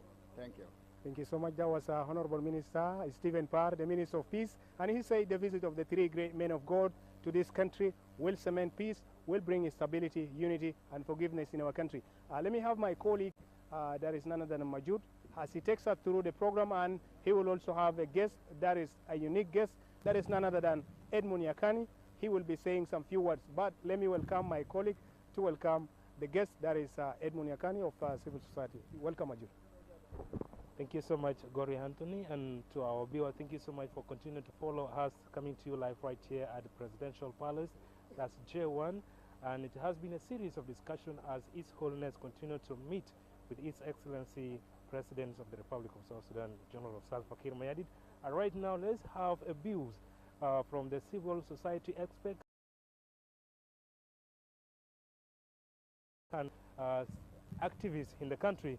Akani, you're most welcome to SBC. Tell us about your expression, your feeling about today, where the country received His Holiness Pope Francis and the Archbishop of the Anglican Church and the moderator of the General Assembly of the Church of Scotland. Thank you very much. It's a great opportunity. It's a blessing to our country. It's a blessing to South Sudan. But at the same time also it's a political challenge, because Pope have kissed the feet of our leaders. Pope have kissed the feet of our leaders, and today is a confirmation whether the kiss of Pope on the feet of our leaders have yield peace and stability. I think it's an opportunity. As citizens, we are witnessing the visit of the three top Christian religious leaders, Pope and Archbishop of Canterbury and the moderator of the Church of Scotland. So we hope that this visit will offer us an opportunity to have a political attitude change, to rebuild trust and confidence, so that we can build the nation we want, that we aspire to struggle for it since 1983. So I hope it's a visit of a blessing, and we hope that these blessings will take us to a country where South Sudan, and you have been one of the close people monitoring the peace implementation in the country. How do you think that, and what do you think about the visit of His Holiness in regard to the implementation of the peace agreement? I think his visit should motivate our political leaders to renew their political pledge to implement the revitalized peace agreement, but at the same time also to continue genuinely with a commitment on their own peace process, because all these are processes that we hope to see peace and stability coming. So the challenge is whether with our leaders take the visit of Pope and the Archbishop of Canterbury and the moderator of Church of Scotland serious, to have a political attitude change, that next time when they hear about South Sudan, they hear that after their visit, peace and stability prevail. So I would say the implementation of the peace agreement is so much disturbed by deficit in trust and confidence among our leaders, but we hope that this visit will raise the level of trust and confidence among our leaders. International community has been eyeing and observing whatever thing that has been happening in the country regarded as peace and also as conflict, as His Holiness visited the community to talk about South Sudan. I think it's a renewal of partnership, it's a renewal of cooperation between South Sudan and various actors of the international community after the visit of Pope, and we hope that also during the speech of Pope, we expect Pope to encourage the international community to stand with South Sudan, because we are not an island of our own. We learn from experience. We hope that this visit will renew the foreign relations we have as South Sudan with other foreign governments, and also renew the spirit of our political leaders to renew the political pledge to commit themselves to the global principle of protection of civilians, at the same time to ensure that South Sudan is peaceful and stable, and also will encourage our leaders to build a spirit of transfer of power from one group to another in an honorable and peaceful manner. As we were traveling from our station to the airport, the road were not that full, but when we were coming back, it was massively South Sudanese stand-up. What do you describe that in a nation of peace and unity? I describe that as a symbol of unity. People see His Holiness Pope and the Archbishop of Canterbury and the moderator of the Church of Scotland as an opportunity of making us coming back to our political differences. In the spirit of Christianity, we are one body. We have to coexist, we have to live together. Though I know there's challenges, but I think our leaders have seen how much South Sudanese have come together regardless of their divides, whether being political or on tribal line. People spiritually want to see the nation of South Sudan aspire and want to see the nation of South Sudan as a peaceful and stable country. Thank you so much, Edmund, for speaking to us. And to our viewers, thank you so much. You continue to follow SABC, coming to you live right here at Presidential Palace, J1. And as we have more discussion, we're joined right here by one of the church leaders. You're most welcome to SABC. Let us know your name and your feeling about today as His Holiness visit the people of the Republic of South Sudan. Well, my name is Anthony Pogo. I am the Secretary General of the Anglican Communion, and I used to be the Bishop of Kaju KG until I left to take up a role as the advisor to the Archbishop of Canterbury in 2016. In terms of the visit of the Archbishop, it is and the three leaders, His Holiness the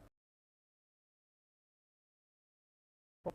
I think this is an important visit, pilgrimage of peace, and I think the fact that they are coming together, three spiritual leaders who are united because of us in South Sudan, is an important aspect of this visit. That also shows to us the importance of us ourselves being united. My hope is that this visit will enhance the peace agreement that was signed. Not only enhance it, but actually encourage our leaders to implement it in totality, not implement parts of it or implement it selectively, but implement the peace agreement so that indeed our country moves to a better place to where it is currently. As we continue to look at the angles of the peace and Christianity and faith, what impact do you think the visit of His Holiness will have in the Christian family, the members, the faithful, from your? I think the first thing is to say hopefully it strengthens the faith of the Christians. You know, although we belong to different denominations, in reality we are one family. We are one family because we are all Christians. So I am hoping that this visit would strengthen us. The fact that all the churches have been working together, not only the three denominations, but all others as well, hearing what has been happening. It's one of the ways in which we could strengthen the unity of the churches, but also encourage people, because I believe that over the last few years, when there has been violence, cropping up in various parts of the country, where refugees, IDPs have not returned to their homes of origin. Some of them because they are not yet sure of the implementation of the peace process. And so we hope that our leaders will commit themselves to implement the peace process, but also then be an encouragement for the people to come back. At the same time, encouragement of the Christians to work together. Sudanese who have turned up massively today to receive His Holiness. Well, to thank them for the reception that they returned to receive the three leaders, but also to say, well, let us continue to pray for peace. But also let us not only pray for peace, but let us all work for peace. Because the Bible tells us in Matthew 5:9 that blessed are the peacemakers, for they shall be children of God. And so if we are children of God, then we should all work for peace, rather than promoting violence. Let us promote peace. Thank you so much. And dear viewer, thank you so much. You're continuing to follow SABC right here live, coming to you from a presidential palace J1, whereby we have a lot of series and we continue to talk to different actors right here, the government official, the religious leaders, and as His Holiness Pope Francis continue to be in a meeting with His Excellency the President of the Republic. And right now I'm joined by the SABC. To our viewers who could not maybe be aware of your names and other nationals in the country, tell us more about your name and your feeling today about the reception of His Holiness. Thank you very much for SSBC. My name is Madud Biariel. I'm Minister of Transport. I'm really very happy because the first touch of Holy Father to our land, Republic of South Sudan, Juba International Airport, is actually where I am one responsible for the airport. So I'm very happy on behalf of my team from the Minister of Transport and Civil Aviation Authority. We are really very happy to receive the Holy Father in our land, and today we are really very happy in his coming. Yes, Honorables, the visit of His Holiness and the Anglican Bishop and the moderator of the General Assembly of the Church of Scotland is believed to, is said as a peace pilgrimage. As a minister, we have seen some developmental aspect of the visit. So what do you think next after 3-day visit? How will this visit impact into the developmental activities of the people of South Sudan and the government when coming to the road infrastructure? Yes, actually it is a peace pilgrimage, and it is also very historic. The visit of the two Holy Fathers is actually a very historic visit to the Republic of South Sudan, and particularly at the time that we are actually implementing peace agreement, and also it is historical in the sense that this is actually the first time after 600 years where the three Christian denominations came together in the Republic of South Sudan. Regarding the developmental issues, of course, it is actually giving us a moral and a push towards doing more things in terms of development. And if you see 1 week, we have been moving up and down day and night to see into it that we put every necessary reception infrastructure in place. And this is what actually we started from the airport, coming down to the roads that was actually constructed and asphalted, and this will remain forever. So after the return, we are not going to stop actually. The government of South Sudan and the people of South Sudan will remain happy on the visit of Pope, and the holy word that is going to encourage us actually as South Sudanese will give us actually a strong gear towards further development and further peace and love. And thank you so much. Okay, thank you so much, Honorable Minister, and thank you so much, dear viewers, for continuing to follow SABC. We are coming to you live at South Sudan Presidential Palace J1, and right now let me take it back to my colleague. Have His Excellency the Governor of Central Equatorial State, who is the host of this important event for the receptions of His Holiness Pope Francis to the Republic of South Sudan. And a lot of things continue to happen, and Your Excellency, you're most welcome, Honorable Governor Emmanuel Hadil Anthony, you're most welcome to SABC.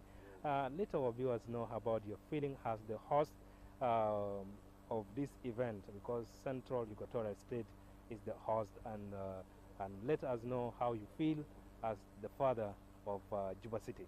Thank you, all the listeners of SSBC television and all the people of South Sudan across the world. We as people of South Sudan, and particularly people of Central Equatorial State who are in Juba City, are blessed today. Today is a very, very great day for the people of South Sudan. For the visit, historic visit of His Holiness Pope Francis and the moderator of the Church of Scotland, Moderator Ian, and then Dr. Justin Welby, the Archbishop of Canterbury, who is also the leader of Anglican Communion in the world. The visit of these great leaders is a blessing to the people of South Sudan. First, I want to thank His Excellency the President General Salva Kiir Mayardit, for his invitation that he extended to His Holiness Pope Francis to visit South Sudan, and indeed Pope has arrived. He's here. We want to tell the people of South Sudan that thank you so much for the warm reception accorded to the Pope and his entire delegation, and we as their leaders, we feel honored and humbled by the people, and this visit is historic, so we hope that it will bring a lot of blessings to us as a people and as a nation. So I feel very delighted and very, very happy for this function, and on behalf of the people. And I also thank SSBC and all the media outlets for the live broadcast and for making sure our people are informed of the proceedings that's going on. And Pope is going to be here for 3 leg activities, that is today, tomorrow, and next tomorrow before he leaves. And I want our people to maintain the same momentum as we are here with His Holiness Pope Francis. Yes, Honorables, today the populations in Juba who turn out to receive His Holiness and the Archbishop of the Anglican Church and the Moderator General of the General Assembly of the Church of Scotland, it is an event that I have never seen before, and I believe also you have never seen. So how can you describe that in terms of unity, in terms of peace, and in your own word? I think this day, in my view, reminded us of the day we came out to the referendum. In thousands and hundreds of people turned up actually to vote for, and that was what brought our unity. So the coming of Pope and his delegation has actually renewed our unity. And these are moments that unite us. And I want to challenge ourselves that as a people, we must always look forward to events that unite us. And like leaders who have come for the first time, we have 3 leaders of different religious setup of close to almost over 4 billion people in the world coming together to us, and I think it's a great opportunity. So that jubilation, that welcome is a good gesture, and we want to say thank you once again. And to us, this day will go in history to the people of South Sudan as a remembered, a remarkable day. Thank you so much, Honorable Governor. Before I let you go, what impact do you think the visit of His Holiness and the other 2 leaders will have on the peace agreement to the people of the South Sudan and the government of the Republic? I think this day will have a great impact to our lives. First, as a Christian, is reminding us that as Christians, we must remain to our Christian values. One of them is love, unity as a people, and reconciliation. These are the teachings that Christ has left to us as a people. So all the things that keep us together. So we should coexist as a people. Thank you. Thank you so much. And dear viewer, thank you so much. That has been the Governor of Central Equatorial State, Honorable Emmanuel Hadil Anthony, who just spoke to us. And right now, as we continue to come to you live right here at Presidential Palace, I'll take you back to my colleague, Gori Anthony, to give some insight about the event. Yes, viewers of SSBC, you're still joining us live from Presidential Palace, where we are witnessing the remarkable event that is taking place here at the Presidential Palace. And this event is very unique, and we are expecting to see that the event is one of the unique events. Of course, we are saying that this event will move us to another level, that is the nation as a whole. Let's have some few remarks from our brother here. Welcome. Thank you very much. My name is Sudan Civil Society Alliance. Today we are honored and joyful for the arrival of His Holiness Pope Francis It's a great day for the people of South Sudan. This is the first time that Pope visits the Republic of South Sudan, and we are thankful to the church. As the listeners know, the Republic of South Sudan came as a result of the birth and a lot of efforts from the church. Well, the history of church in South Sudan is very critical. In 19... Yes, I will. I'm coming in there. But the church has actually based a foundation in 1972. As a result, we were given the autonomy government, and in 2005 we were given CPA, and of course in 2011 we became independent. This visit is going to be very useful for the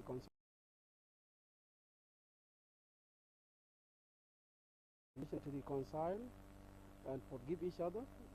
As civil society leaders, we'll work with our government to make sure that there's peace in South Sudan. We will work with the government to make sure the political transformation must be done so that at the end of 2 years, people of South Sudan have to go through the democratic election. We are very happy because the world is focusing on South Sudan. My appeal to the people of South Sudan: this is a great nation that we have. Let us peace in our mind, in our heart. Let us honor Holy Pope. Previously, he has kissed the nails and toes of the people, of the leaders of South Sudan. Today, the 3rd of February 2023, Pope is here in Juba, and we are here joyfully celebrating, happy to receive him in Presidential Palace in Juba. What we can do, calling all the people that I know, all the friends, families, colleagues, I'm saying I forgive you, and if I have done anything wrong, please forgive me. Very good. Thank you. Thank you so much. And I hope the message will be taken. Yes, the people of South Sudan are very generous people, are very good people, they are good listeners.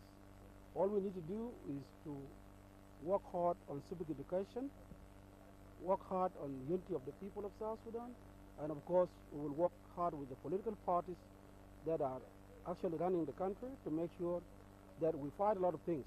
We fight tribalism, we fight corruption, and we bring reconciliation and healing and truth. This will be our focus. Thank you. That was remarks from our brother, and he mentioned so many things. Let's have Ambassador who happened to be here, and that is Ambassador of United Kingdom of South Sudan, representing South Sudan there. Ambassador, welcome, and good to see you. Yes, so this is a great jubilation to us as the people of the Republic of South Sudan to welcome His Holiness the Pope, the Archbishop of Canterbury, and the moderator of the Church of Scotland. So we are so happy to have them, and Christianity is an integral part of the South Sudanese identity. So we feel honored and we feel appreciated by the church leaders and by our Christian faith around the world. So today means a lot to us.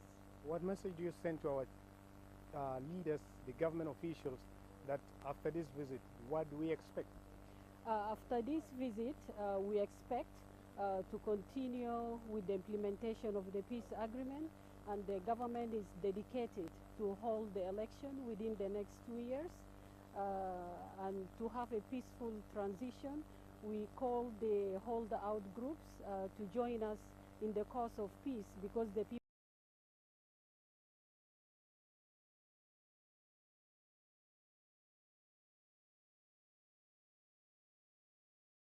and let me also welcome my colleague Mawekwal to take us through this, as we also have more remarks from this event. Thank you so much my colleague Gore Anthony. مرحبا بكم مشاهدينا الكرام. نحن معكم على الهواء مباشرة هنا بمكتب رئيس الجمهورية، وضيف البلاد قد التقى برئيس الجمهورية ونوابه وقادة الكنائس، ونحن لازلنا معكم في استطلاعات لمعرفة دلالات وهذه الزيارة التاريخية لبابا فرانسيس لجنوب السودان. سعداء جدا أن نرحب بالأمين العام للمجلس الإسلامي الشيخ دكتور عبد الله برنجر والكوات. مرحبا بك، وما دلالات هذه الزيارة بالنسبة لكم أنتم في المجلس الإسلامي؟ بسم الله الرحمن الرحيم. نحن باسم المسلمين جنوب السودان نرحب بحبر الأعظم بابا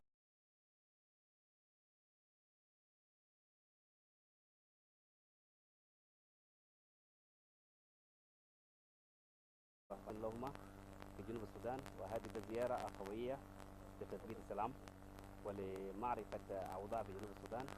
والبابا شايل هم جنوب السودان وله جهود كبير متعاظمة في سلام جنوب السودان. جهوده هو أثمر الآن، بقي كل القيادات الآن الموجودين في سلام وتشكيل حكومة غير وطنية بعد ما دعاهم في روما وقبل أرجلهم، ونحن نرحب به ونشكره على زيارة جنوب السودان. وكمان لدينا شرف هو الآن طلب لقاء خاص بي أنا ولسة جمعة بثلاثته يوم الأحد، يعني طلب البابا طلب أن نقابله ونحن نبرز تعايش سلمي جنوب السودان وتعايش الديني، ونشكر خطابة البابا على زيارة جنوب السودان بزيارة تاريخية، وإن شاء الله هذه الزيارة تساعدنا في تنفيذ السلام.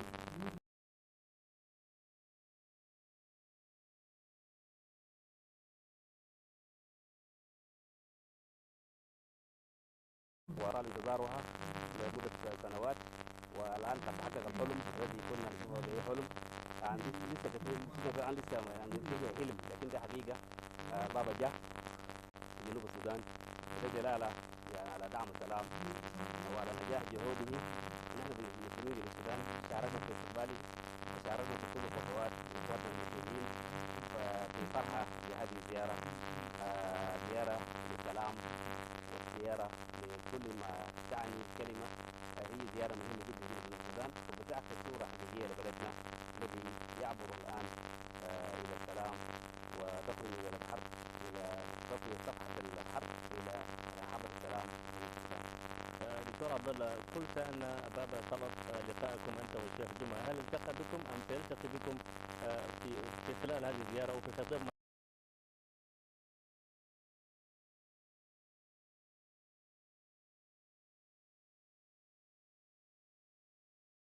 شباب في الفاتيكان برجال الدين الإسلامي في السودان، وهو سأل عننا والآن أمين عام الكنائس أبلغنا أن البابا يريدنا في لقاء خاص في معه يوم الأحد صباح، فهو شرف لنا أن نلتقي ونتناقش مع فضيلته.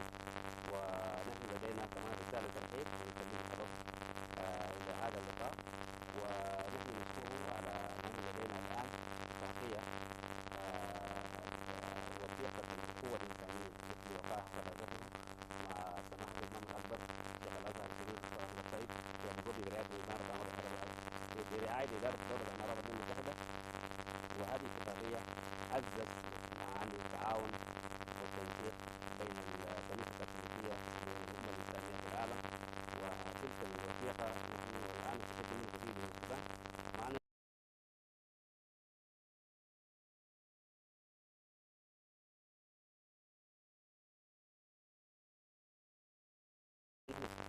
هم عايشين في احترام وتقدير، فنحن بنستفيد كثير من هذه التجارب. والقيادات العالمية الطامة الكبيرة هم سخطوا من العالم بصراعات وظلم وتحميش وعنصرية وكل هذه وتسلح واستئثار الأقلية بالأموال واستخدام الأجهزة العسكرية في العالم. كل هذه معاني مضمونة في اتفاقية وثيقة القوى الإنسانية ودعم السلام العالمي بين الكنيسة الكاثوليكية وبين المسلمين في العالم. ونحن نستفيد من هذه الاتفاقية، كما أرسل هذه رسالة للشيخ الأزهر ونشكره في جنوب السودان أن هذه الاتفاقية استفدنا منه كثيرا، ونحن إن شاء الله سنعمل على إنزاله وعلى تنفيذ هذه الاتفاقية حتى تكون علاقة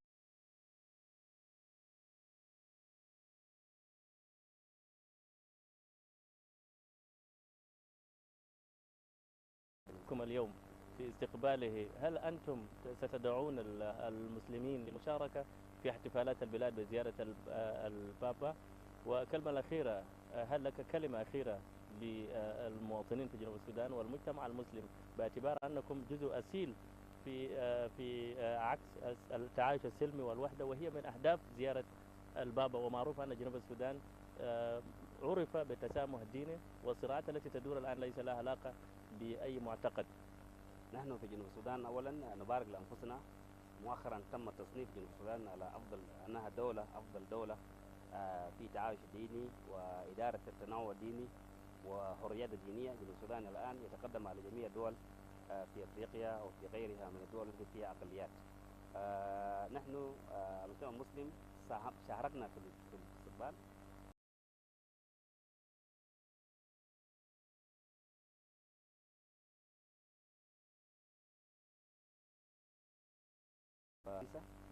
وكذلك نشكر مكتب فخامة الرئيس الذي قدم لنا الدعوة وطلع لنا مساهمة مالية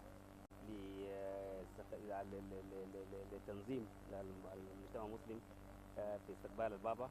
فنحن دائما نشكر فخامة الرئيس أن هذا رجل ذو سلام، ودائما بيضيف مسافة متساوية بين كافة مكونات شعبه، الطوائف الدينية والاجتماعية. فنحن جزء أساسي في استقبال البابا.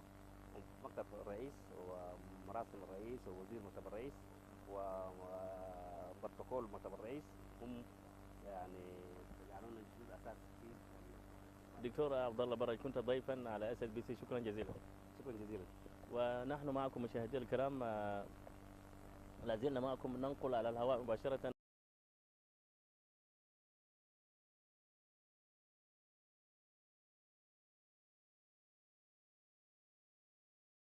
نلتقي بأستاذة لكير مروال، قيادية في تنظيمات المجتمع المدني، وشاركت في عملية تحقيق السلام في جنوب السودان. لكير، مرحبا بك في SSBC. أهلا وسهلا ومرحبا، وأنا سعيدة أكون في ضيافتكم هذا المساء. ما دلالات هذه الزيارة؟ والله دلالاتها مهمة جدا. أول حاجة يعني نحن سعداء بهذه الزيارة، بعدين دي حدث تاريخي بالنسبة لدولة جنوب السودان وحاجة ما حصلت قبل كده، فبتدينا شعور بمكانة خاصة. وزي ما نحن مؤمنين بأنه ربنا ادانا هذا البلد، فقدر يجمع لنا القيادات الدينية على مستوى العالم على رأسهم الحبر الأعظم، ويجي يزوروا أرضنا وينزلوا فوقها. إن شاء الله ينزلوا بركة وخير لدولة جنوب السودان وشعب جنوب السودان. المواطن في جنوب السودان حرب، وكما تعلمين أن رئيس الجمهورية ونوابه كان قد سافروا إلى روما وصلوا هناك، حتى بابا أقدم على تقبيل أرجلهم، وكذلك أقيم صلوات واحتفالات بمناسبة السلام. لكن يظل السؤال، هل أنتم في المجتمع المدني والقادة السياسيين على تم الجاهزية للتنازل وقبول التسامح والتعايش السلمي في جنوب السودان؟ أكبر دليل الآن هذه اللحظة التاريخية وهذا الاستعداد الفخم وهذا الحضور الضخم اللي وجدته من الشعب جنوب السودان، ومشاركتنا حتى هذه اللحظة في هذه الساعات. وأفتكر إنه دورنا سابقا ومجهوداتنا لكيف نصل إلى هذه الاتفاقية الآن نحن نقوم بتطبيقها يدعو إلى أنه هنالك أمل وبصيص من النور بدأ يضيء مشارف هذا البلد. في نفس الزمن هذا بيعطينا قدرة على أنه في كلمة من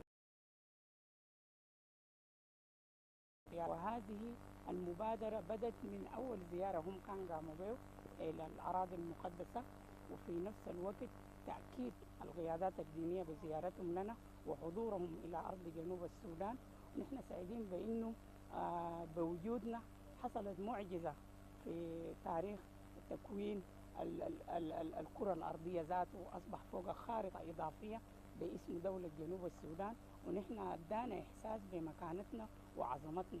في نفس الوقت هذه الزيارة بما إننا نحن في السعي من موضوع السلام وفي السعي من إنه نحن نثبت حضورنا في هذا البلد، بيورينا إنه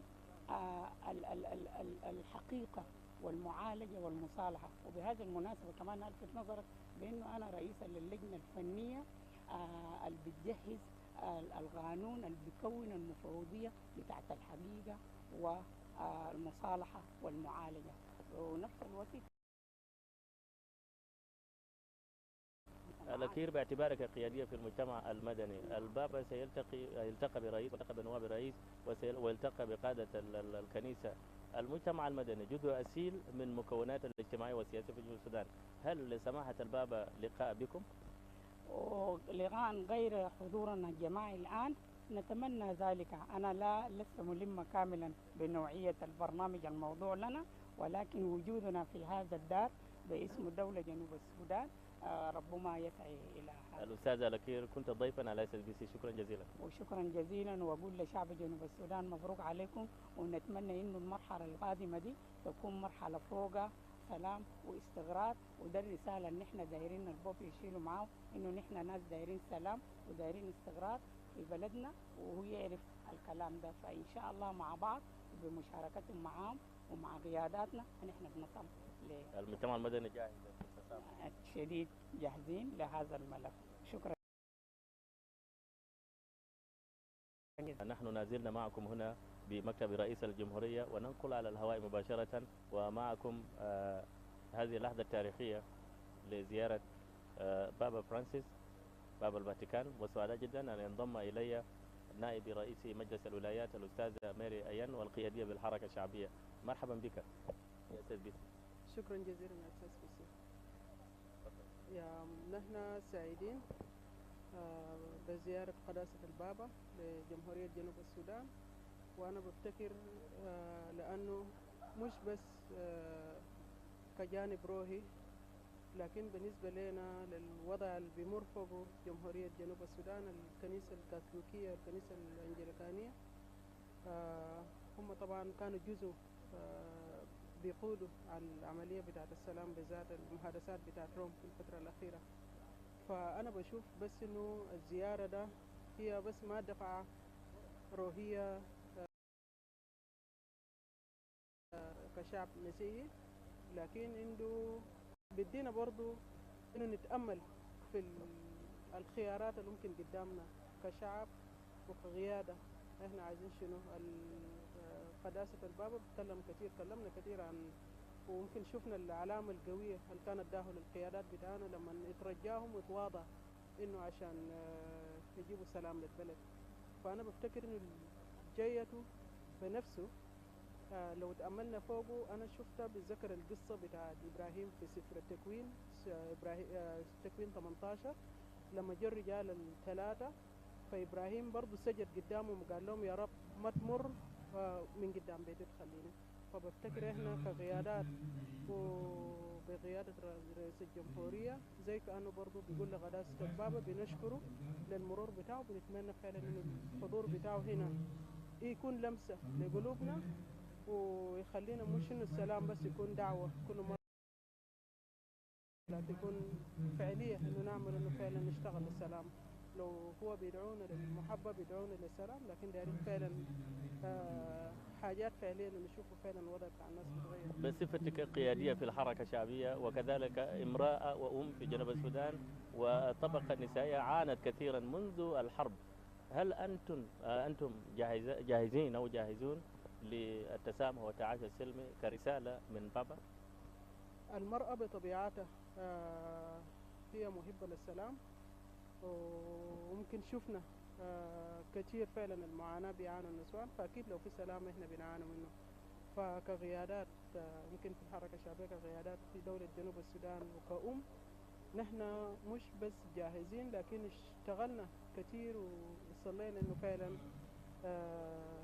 نكون جزء فعلا إنه يكون في عملية بتاع السلام. فنحن ممكن شفنا من خلال المحادثات كنا فيه كويس إنه هسه إحنا ممثلين برضه في الغياب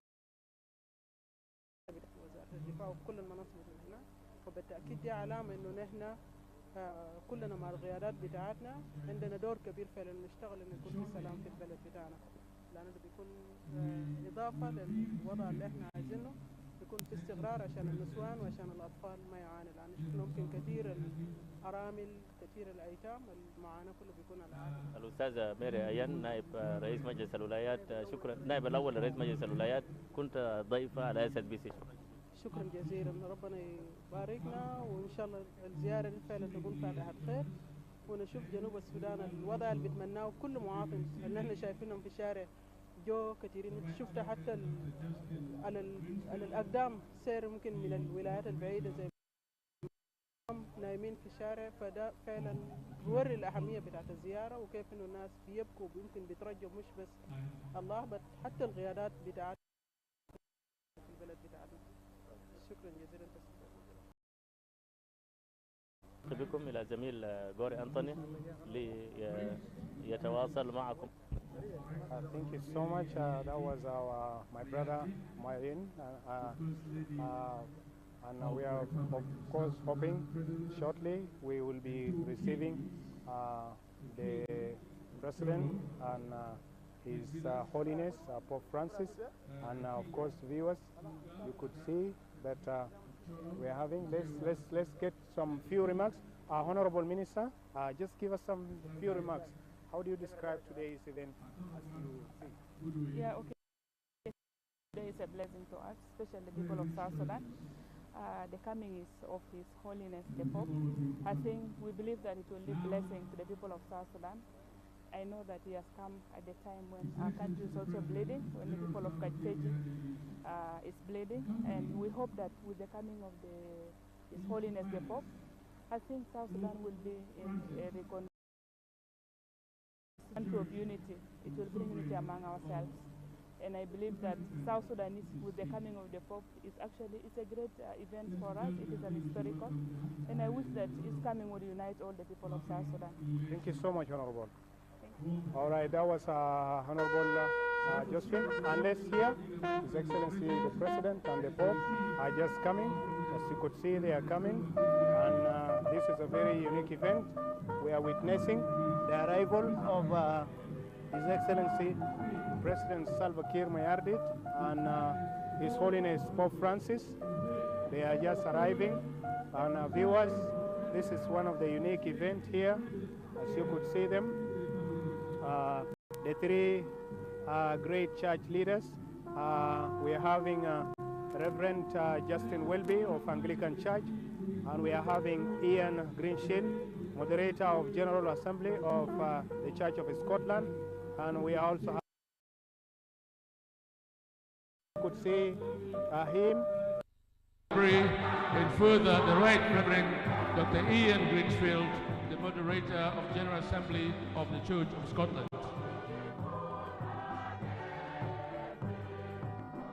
Your Holiness, you are most welcome to the Republic of South Sudan. We humble, we kneel, and to welcome the Republic of South Sudan.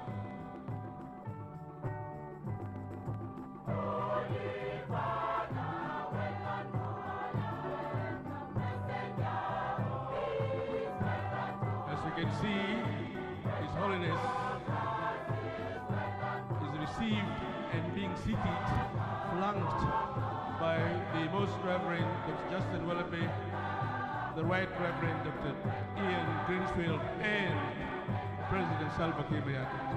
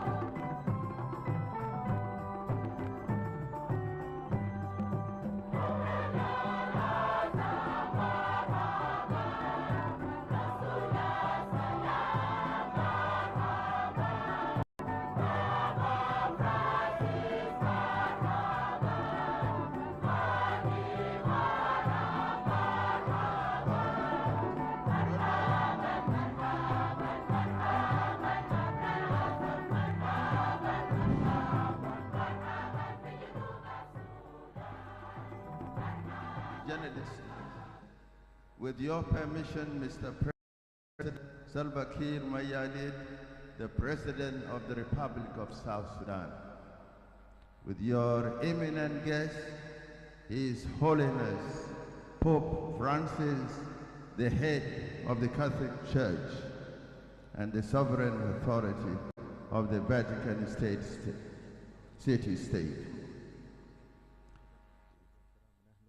We are also happy وننقل على الهواء مباشرة إليكم فعاليات زيارة بابا فرانسيس، وكان قد التقى برئيس الجمهورية والآن وصل إلى المكان الذي أعد خصيصا للاجتماع واللقاء بقادة الحكومة وضيوف البلاد وأعضاء السلك الدبلوماسي. وصل قبل قليل رئيس الجمهورية وبابا فرانسيس إلى المكان الذي أعد، وفي المنصة الآن يتحدث وزير رئاسة الجمهورية دكتور برنابا مريال بنجامين. إذن ندعوكم لمتابعة هذا النقل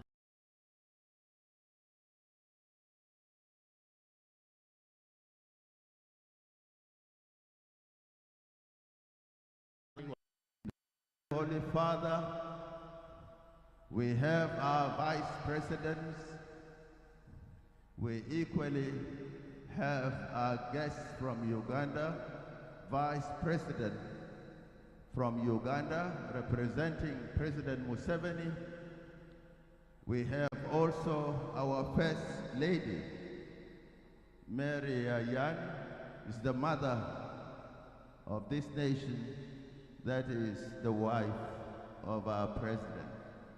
We have also our speakers, both for the revitalized Transitional National Legislative Assembly as well as the Council of State. Together with our deputy speakers, we have the national ministers,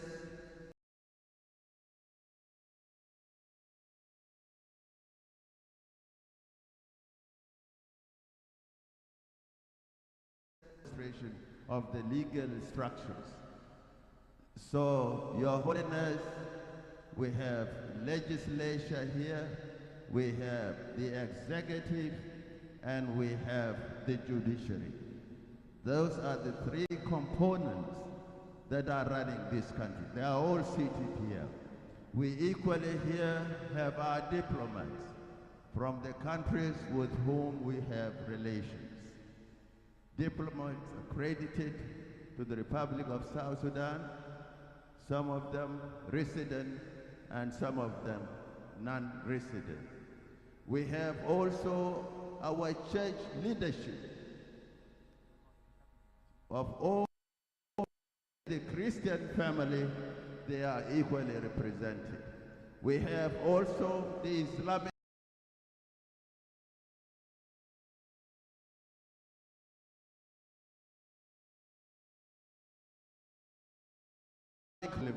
citizens of this country who live together in harmony, no religious antagonism.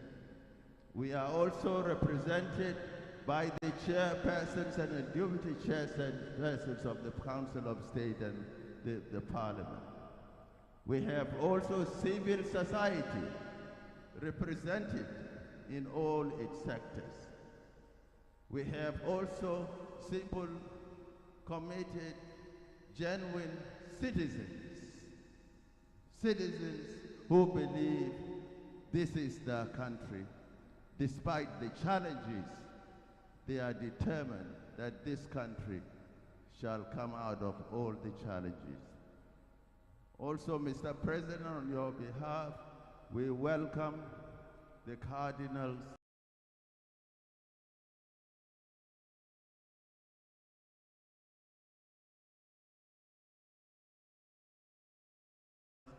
peace for the people of South Sudan. We are educated, Mr. President, that this journey, this pastoral journey, is an ecumenical,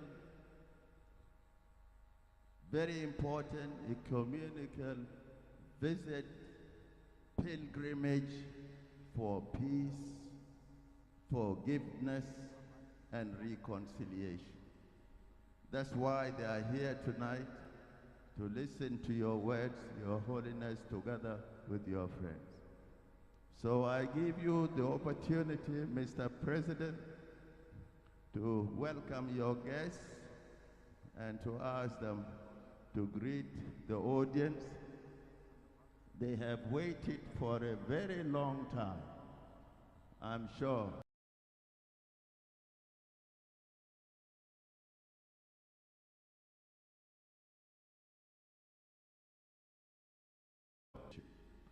Welcome, Mr. President. Thank you.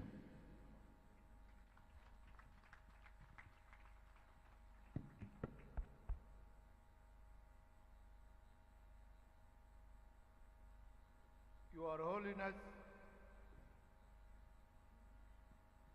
Pope Francis, the head of the Catholic Church and sovereign of the Vatican City-State, the Most Reverend Dr. Justin Welby, the Archbishop of Canterbury, the Right Reverend Dr. Ian Greenshields,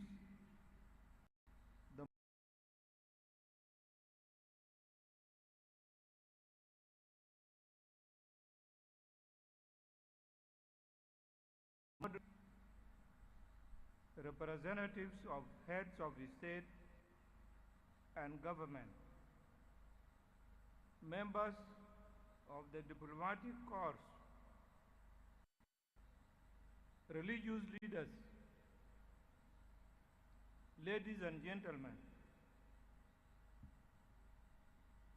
allow me on behalf of the government and the people of South Sudan to extend my warm welcome to Your Holiness, Pope Francis, and your delegation to the Republic of South Sudan.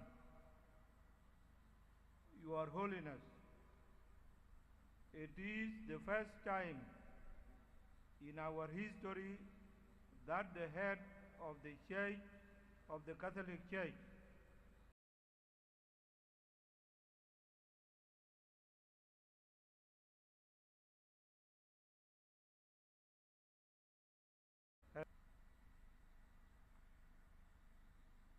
has visited South Sudan.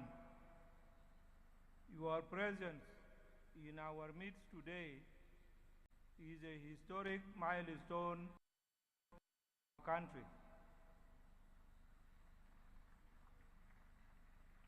On behalf of the government, the people of South Sudan, and indeed on my own behalf, I wish to express to Your Holiness my deep gratitude for fulfilling your promise of visiting South Sudan. Your visit will leave a positive impact on our national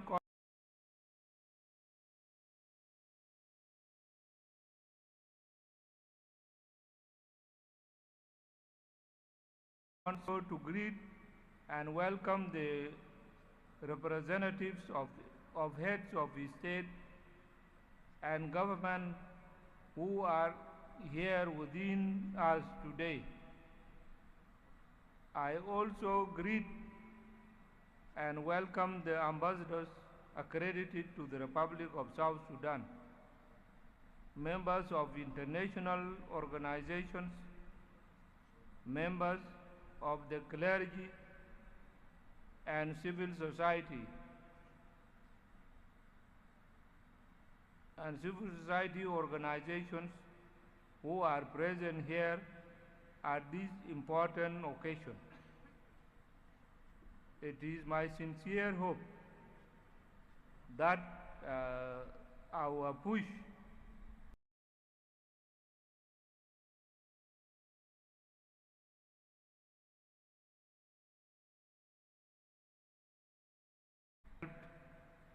the ecumenical pilgrimage to the Republic of South Sudan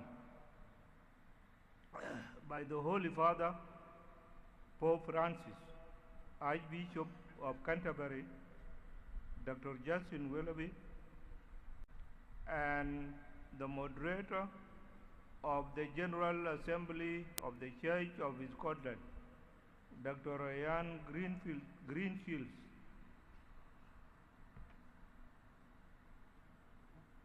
This historic visit of these prominent global Christian leaders must compel us to engage in deep thinking about our recent history,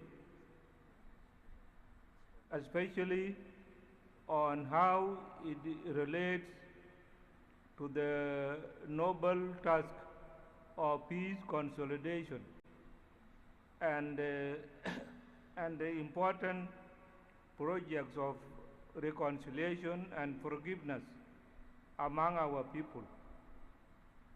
Your Excellencies, in April 2019, during the spiritual retreat we held at the Vatican, Your Holiness kissed our feet and asked us to remain in peace. You also told us from your heart to move forward. That rare gesture of humility did not go in vain. When you kissed our feet, my brother Dr. Riek Machar was outside the country. Today, both Dr. Riek and I are seated here working collectively to implement the revitalized peace agreement we signed in 2018. Your Holiness, I am aware of the huge expectations regarding the implementation of this peace agreement. I know that not everyone is satisfied with the pace of the revitalized peace agreement implementation. But what we as the parties to the agreement are working together in the spirit of dialogue to overcome challenges before us.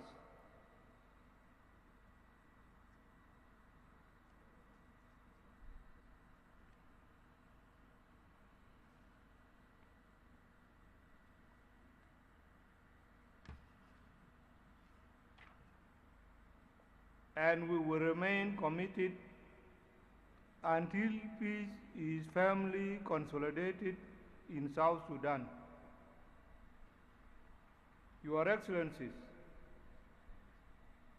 guided by our deep desire for inclusive political process and the need to create institutions where citizens' voices could be heard, we developed the roadmap 2022 that extended the transitional period by 24 months in September last year. We did this to give ourselves time to plan and create institutions that will permit for holding credible and transparent elections.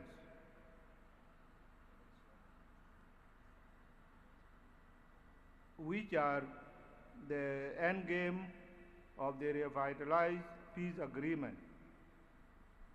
The fact that the roadmap was developed exclusively by the parties to the agreement is itself an encouraging sign in our path to political maturity.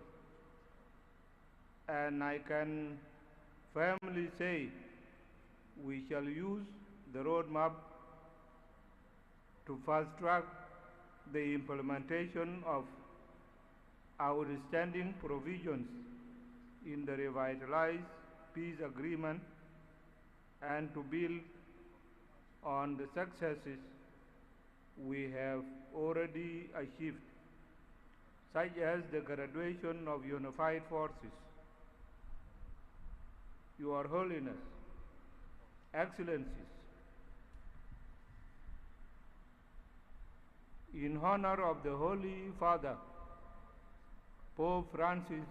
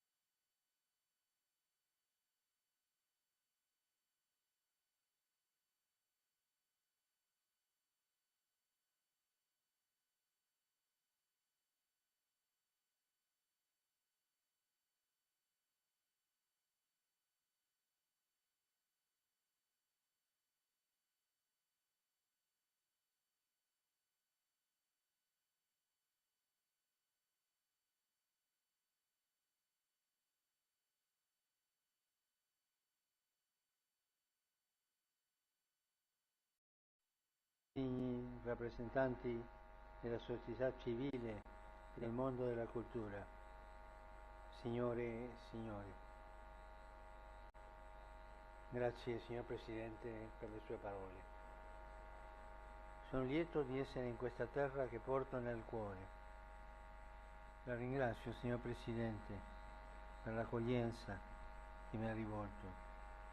Saluto cordialmente ciascuno di voi e attraverso di voi tutte le donne e gli uomini che popolano questo giovane e caro paese.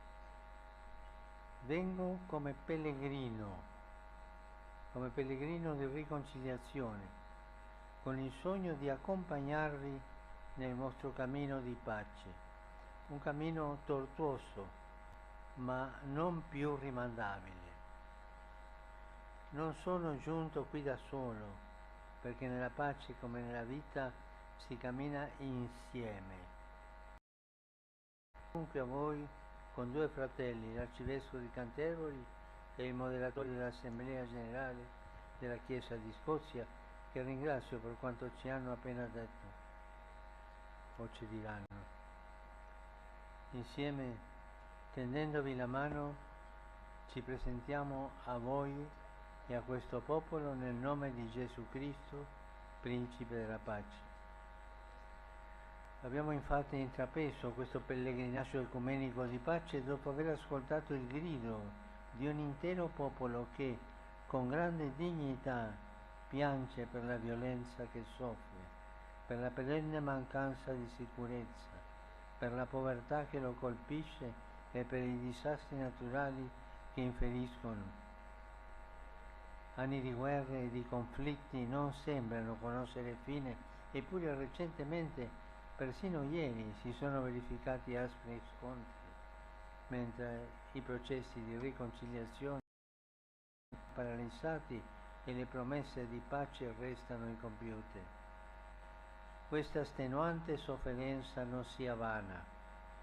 La pazienza e i sacrifici del popolo sud-sudanese, di questa gente giovane, questa gente umile e coraggiosa, interpellino tutti e come semi che nella terra danno vita alla pianta vedano sbocciare germogli di pace che portino frutto. Fratelli e sorelle, è l'ora della pace. Frutti e vegetazione qui abbondano, grazie al grande fiume che attraversa il paese. Quanto l'antico storico Erodoto diceva dell'Egitto, ossia che è un dono del Nilo, vale anche per il Sud Sudan. Davvero, come qui si dice, questa è una terra della grande abbondanza. Vorrei dunque lasciarmi trasportare dall'immagine del grande fiume che attraversa questo paese recente ma dalla storia antica. Nei secoli gli esploratori si sono inoltrati nel territorio in cui ci troviamo per risalire il Nilo bianco alla ricerca delle sorgenti del fiume più lungo del mondo. Proprio dalla ricerca delle sorgenti del vivere comune vorrei incominciare il mio percorso con voi, perché questa terra che abbonda di tanti beni nel sottosuolo, ma soprattutto nei cuori e nelle menti dei suoi abitanti, oggi ha bisogno di essere nuovamente dissettata da sorgenti fresche e vitali. Distinte autorità, siete voi queste sorgenti, le sorgenti che irrigano la convivenza comune, i padri e le madri di questo paese fanciullo. Voi siete chiamati a rigenerare la vita sociale come fonti limpide di prosperità e di pace.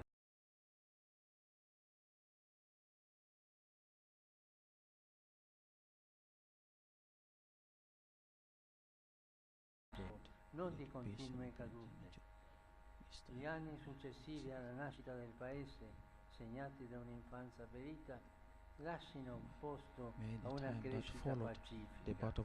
E l'ora, its painful childhood lead to a peaceful i maturity. vostri figli e The la storia authorities, their stessa sons, daughters, vi and history ricorderanno itself will remember you fatto del bene if a you questa work popolazione for the che vi benefit è of these stata people affidata per that you servirla. have been called to Le serve. generazioni future Future generation onoreranno will o either cancelleranno la memoria venerate dei vostri nomi in your base names a quanto fate or ora, cancel their memory perché come il fiume based on lascia what you le now sorgenti do. per avviare For just il as suo the Nile corso, leaves così il its corso sources della to storia begin its lascerà course, indietro so the i course nemici of della history pace will e leave darà behind lustro the a chi enemies of opera per peace la pace. and bring renown to those Infatti, who are true come insegna la peacemakers. scrittura,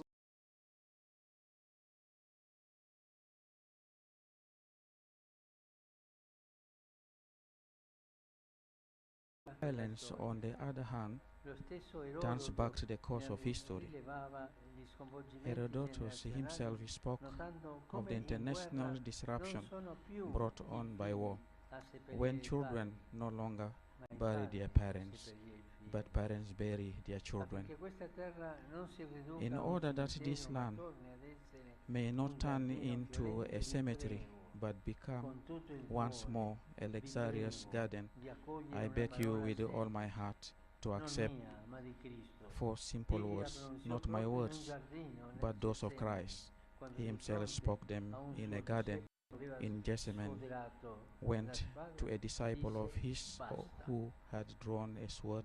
He basta. cried, "No more of this." Signor Presidente, Dear President signori vicepresidenti, and Vice in nome di Presidents, Dio, in del the name Dio of che God, insieme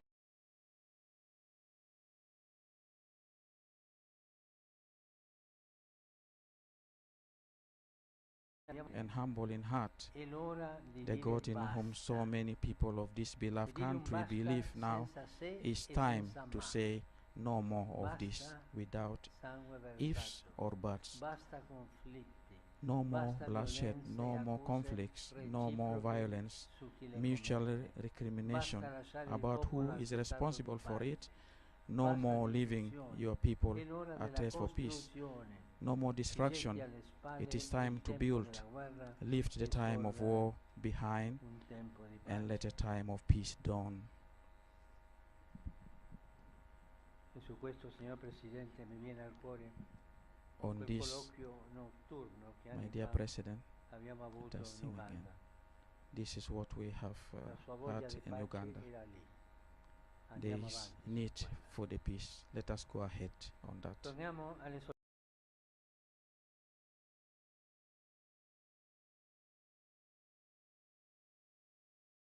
Of the, che designa il corso the Nile intrapreso leaving dal its source popolo and passing through sudsudanese il 9 some luglio on 2011. this Repubblica. Republic. Ma che cosa vuol dire essere una res pubblica? What is the meaning of Significa becoming one riconoscersi republic? come realtà pubblica. Affermare cioè che Yet lo what does Stato it è mean? di It tutti. means seeing yourself E as dunque truly che public chi al suo of the interno people. It is riscopre le declare that the responsabilità state maggiori, belongs to everyone, presiedendolo o and governandolo, consequently those non può entrusted che with porsi greater al responsibility. servizio del bene Presiding comune. money. This Ecco is lo for scopo del potere, the service of the servire la common good. comunità. That is the La purpose of power. tentazione sempre in agguato è invece di servirsene There is per i propri temptation interessi. that we Non basta always perciò want to serve chiamarsi for repubblica, one's own. occorre esserlo, a partire dai beni primari, le abbondanti risorse.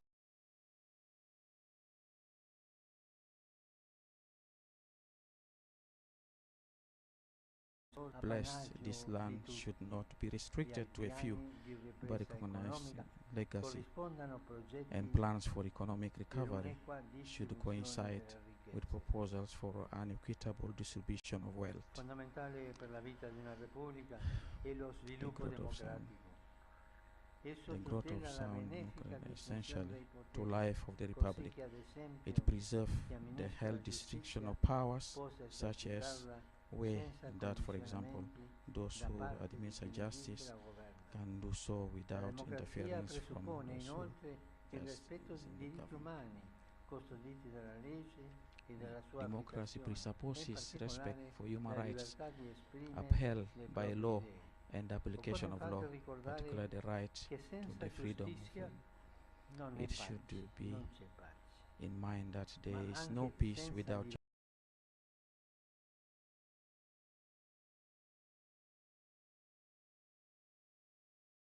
justice. Every citizen, therefore, should be enabled to make the most of the unique and unbeatable gift of his or her life and be provided with suitable means of doing. In the words of Pope John Paul XXIII, every human being the right to life, bodily integrity. The Nile, leaving its sources and passing through some uneven terrain, increases waterfalls and rapids, enters the South Sudanese plain and near Juba becomes navigable. Before entering more boggy areas, in a similar way, I trust that the Republic's path to peace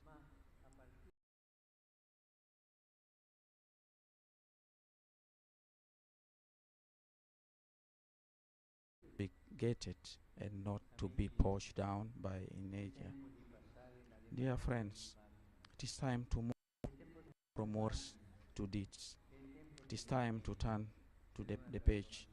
It is time for commitment to an urgent and much needed transformation. The process of peace and reconciliation requires a new start. May an understanding be reached and progress be made in moving forward with the peace accord and roadmap. In a world scared by divisions and conflict, this country is hosting an ecumenical pilgrimage of peace, which is something rare. It represents a change of direction, an opportunity for South Sudan to resume whaling in calm waters, taking up dialogue.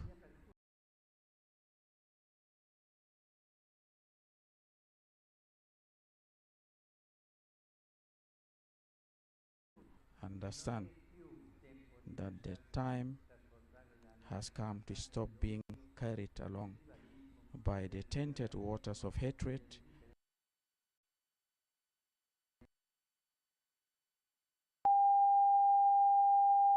to sail together towards the future.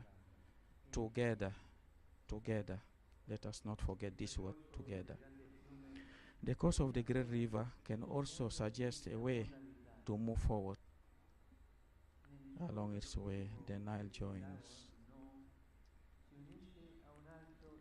Nile joins another river at Lake No, forming the so-called White Nile. It is transparently clear water an encounter. This is the path to take, to respect one another.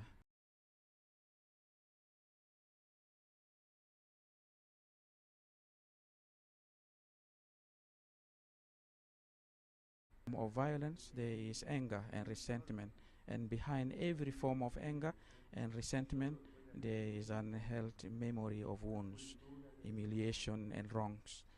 It follows that the only way to bring free, and this is through encounter, by accepting others as our brothers and sisters and making room for them even. This attitude, which is essential for any peace process, is also indispensable for the coexistent development of society. In the passage from the barbarity of confrontation to a culture of vital encounter, young people have a decisive role to play. Consequently, they should be provided with the open space.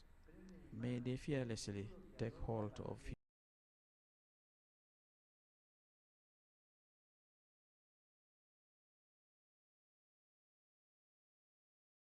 future. Women, mothers who know how life is generated and safeguarded need to be increasingly involved in political life of decision-making process.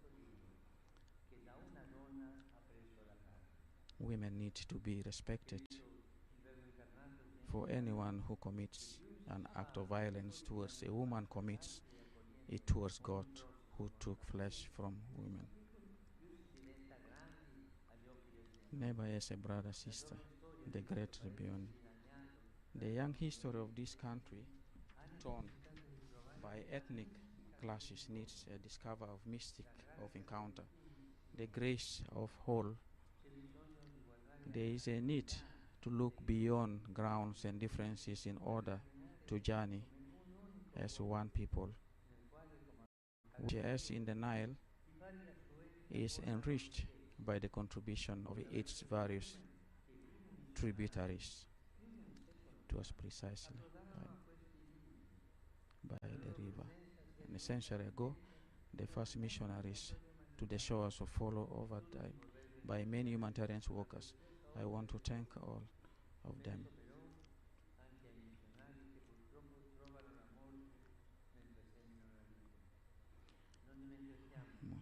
Let us not forget.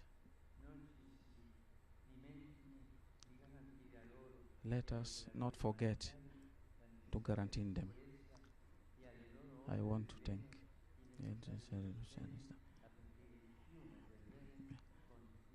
Let us not forget the security and support they need for their charitable works. A great river, however, can at times overflow and cause disasters. Tragically, this has been the experience of many victims of floods in this country.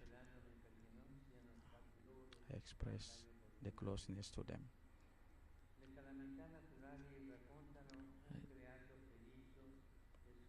Natural disasters tell a tale of nature that is battered and wounded, and from being a source of life.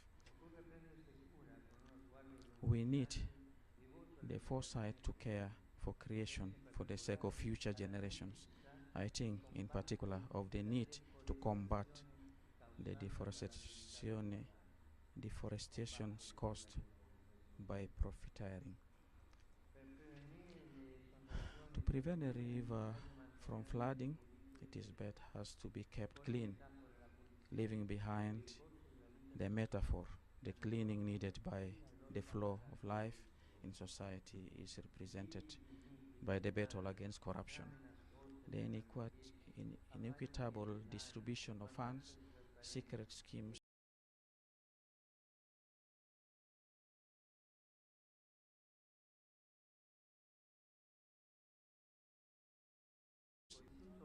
which the pressing need of any civilized country is to care for its citizens, especially the most vulnerable. And this one.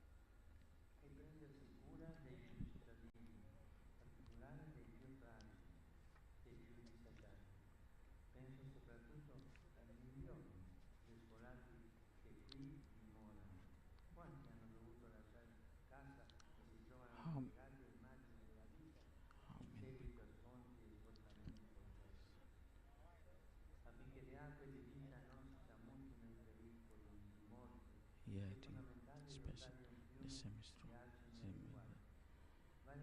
So important as a man. The same weapons that this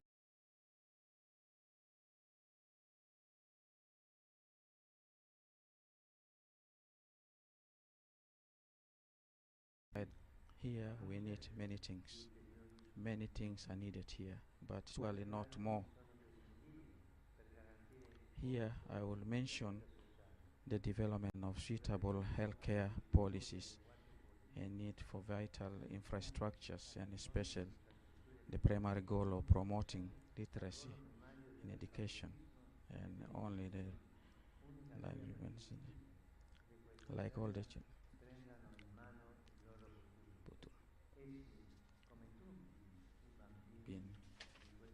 Like all the children of this land will be able to take their future, have the right to grow up holding in their hands not books and toys, not weapons and tools for labor. Finally,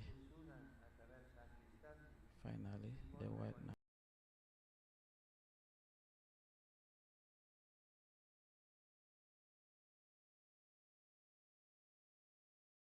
no borders. They connect different territories.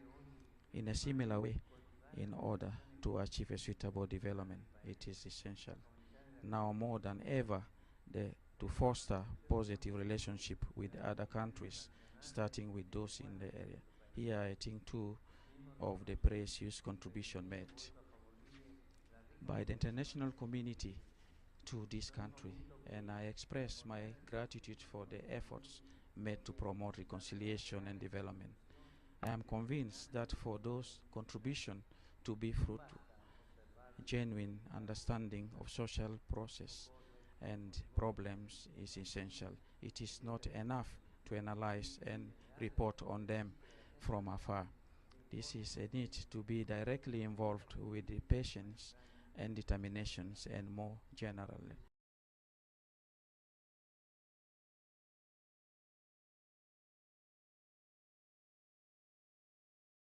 Solution must be found to African problems. Mr. President, distinguished authorities, in tracing the course of the Nile, I wanted to venture along the path of this country as young as it is beloved. I realize that some of what I have had to say may appear blunt and direct, but please know that this arises only from their affection. I follow the life of the country, together with my brothers with whom I have come here as a pilgrim of peace. We wish to offer you our heartfelt prayers and our support so that South Sudan can experience reconciliation and change of direction.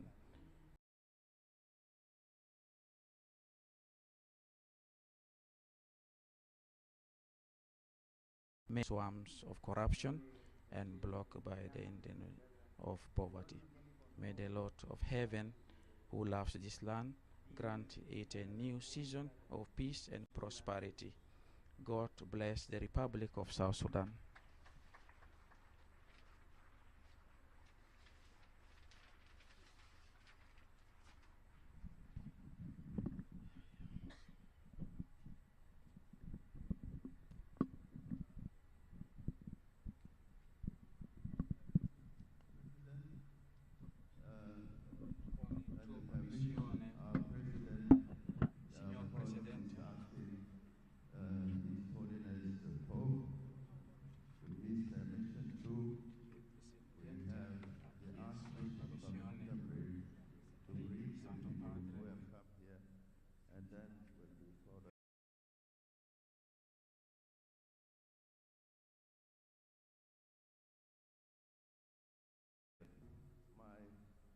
Microphone. Thank you. You have one, okay. Thank you, and greetings, Your Excellency, President Salva Kiir, Your Excellency, First Vice President Dr. Riek Machar, all Vice Presidents and the Diplomatic Corps and the civil society representatives. Especially greetings to their eminences, the cardinals, and I beg you will accept that all other protocols observed. To sit here with you today is a sign of prayer answered. I first came to South Sudan with my wife 9 years ago.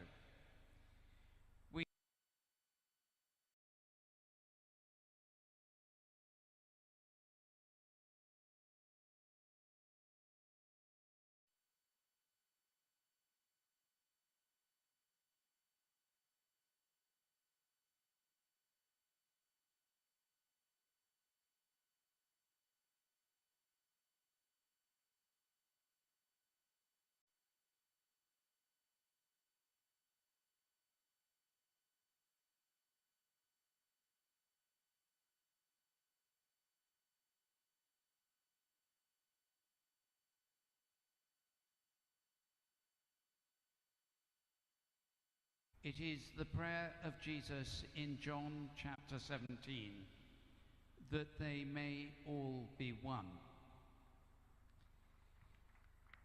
In 2019, you know that His Holiness Pope Francis, together with a former moderator and my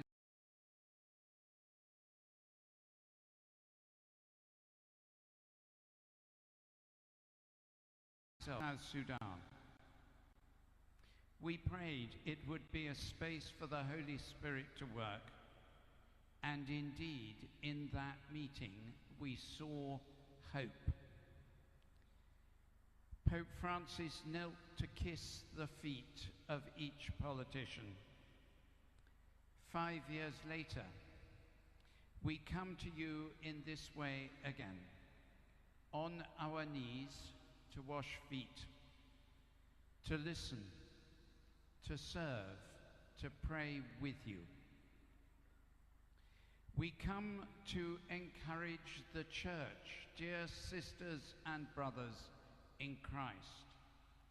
Remember your wonderful work in building peace and bringing people together. Even today,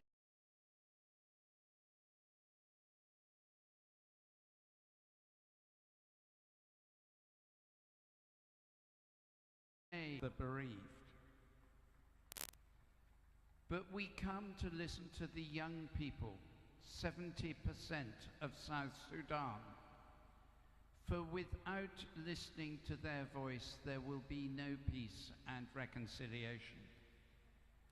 And we come to honor the women who have known such terrible suffering, and yet to this day are the sign of resurrection life. As at the time of the resurrection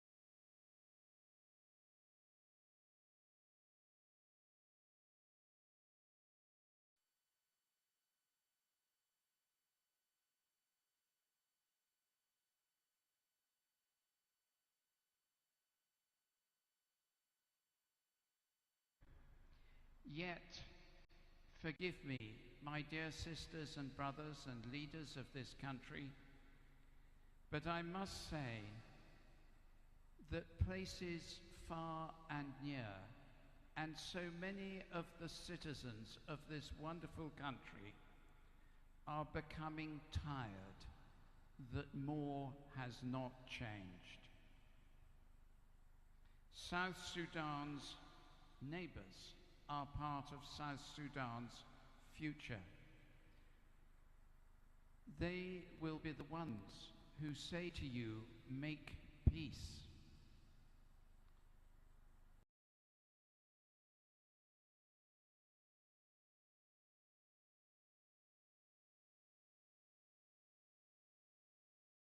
Of civil society organization and churches who try to represent the people with strong opposition. When I remember the commitments that were made by you in 2019, I am grieved, I am sad that we still hear of such tragedy. We hoped and prayed for more. We expected more. You promised more.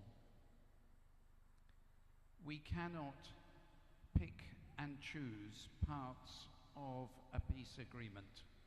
Every part must be done by every person.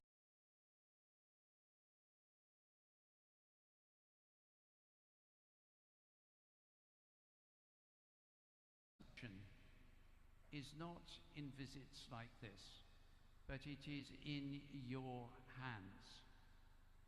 For the heroic and brave and courageous people of South Sudan who fought for so long for their freedom and won it, are surely the people who have the courage to struggle for peace and reconciliation. It is within your reach. It is close to you. You can take it. with the help of God. The people of South Sudan are loved by God. Your stories, your suffering is known by God.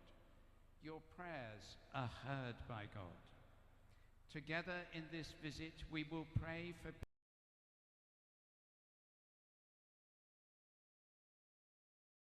peace.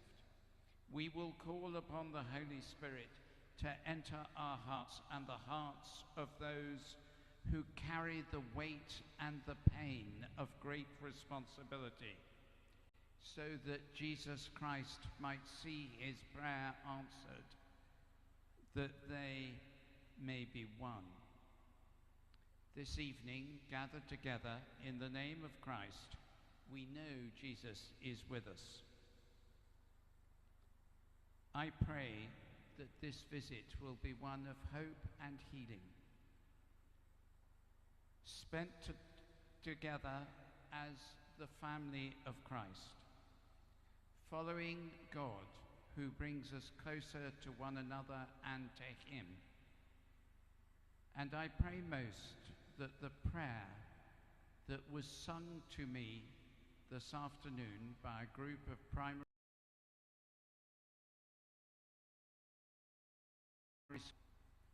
they sang, "No more corruption. We want peace in South Sudan. Give us peace in South Sudan." May God bless you.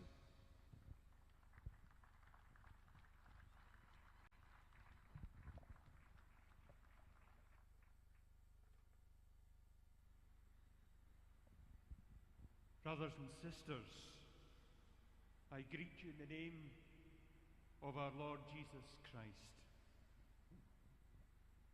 I come to you at this time of pilgrimage with my brothers in Christ, Pope Francis and Archbishop Justin.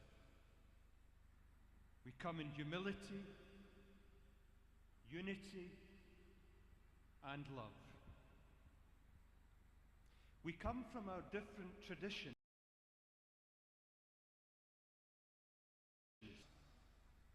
and seek to share his hope that all will be one in him, that churches and people will work together and witness together for a better future for the people of South Sudan and for the whole world.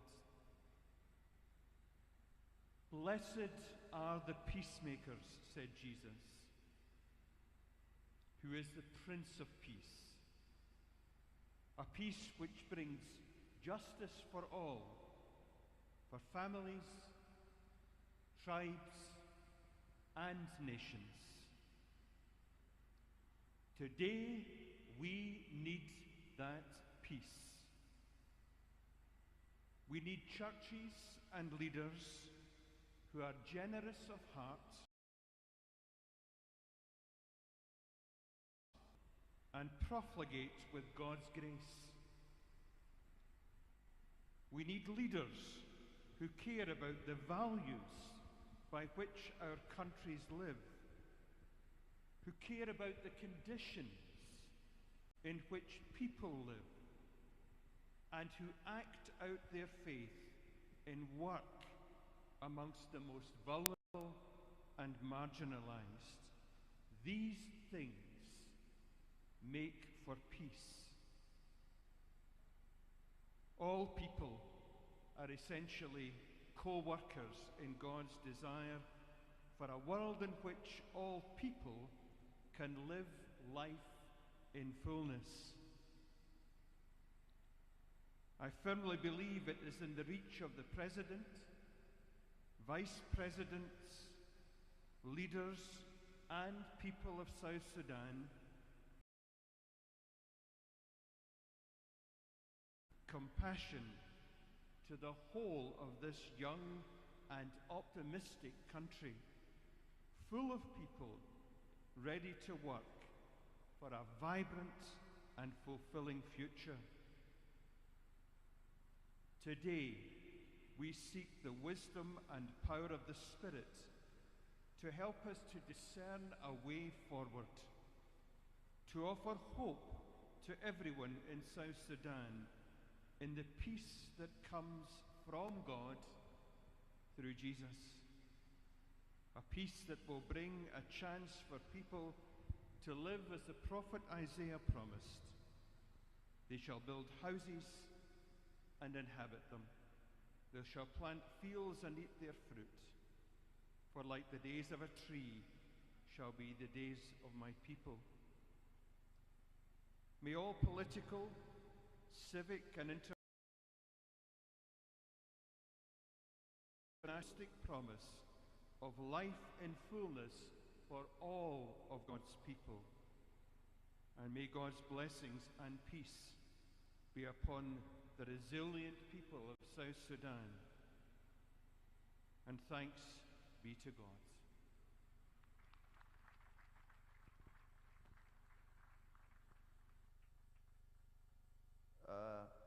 We have some gifts from the delegation of His Holiness the Pope and the full delegation accompanied by the Archbishop of Canterbury and Moderator General. These gifts will be given to our Vice President by the protocol. We have also a visit that will also be given. So maybe can you bring the gifts, please, and give them.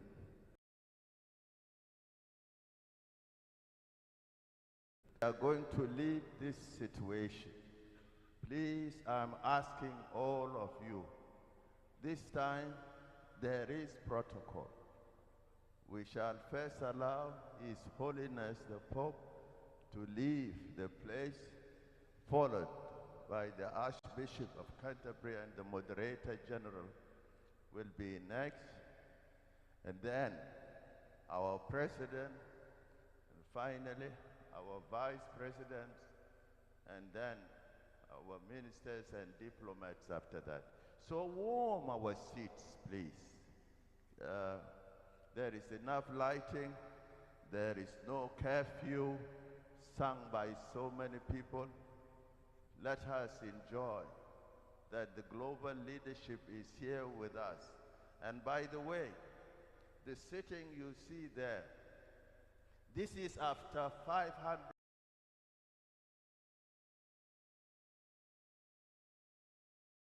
Christian family. I think this is something we should all be proud of. This historical situation, that the unity of the Christian family, they brought it to this young, humble nation trying to build itself. So we have a historical chapter. At least we are sending to the rest of the Christian world, the civilized nation, please let there be unity. I think we better make our unity, as said by Pope Francis and his colleagues, while we tell them. So, Mr. President, the order of His Holiness to leave first. And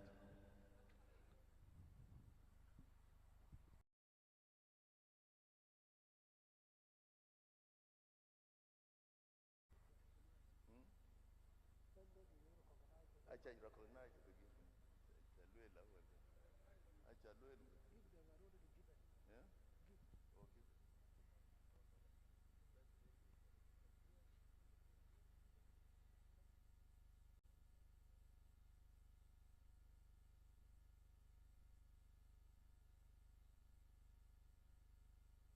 I think the church in charge.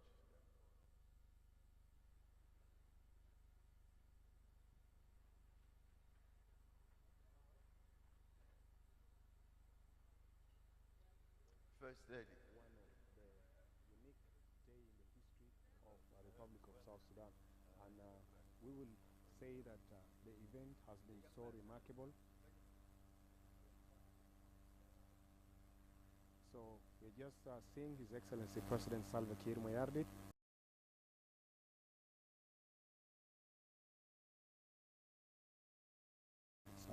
Holiness Pope Francis, and then we'll also have departure of the other church leaders.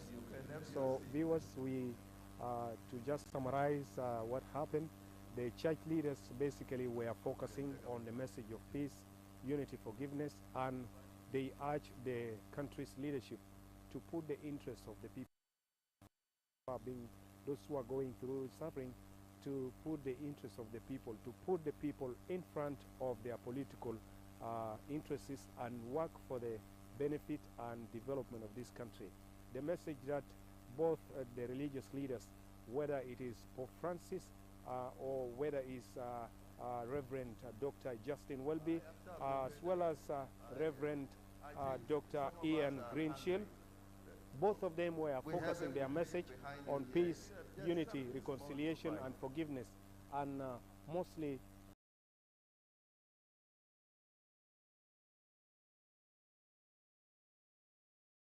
South Sudan back to the track of peace, to restore South Sudan back to the track of development and move the country forward. We are just seeing the entourage which is taking the bishop, His Holiness Pope is just leaving, and this has been one of the remarkable days as we are witnessing in the history of Republic of South Sudan. Viewers, the day has been a little bit quite long, but the most important thing, the message is sent. The message is sent to the leadership of this country, the message is sent to the people of South Sudan, and the message is sent to everyone who attended this occasion.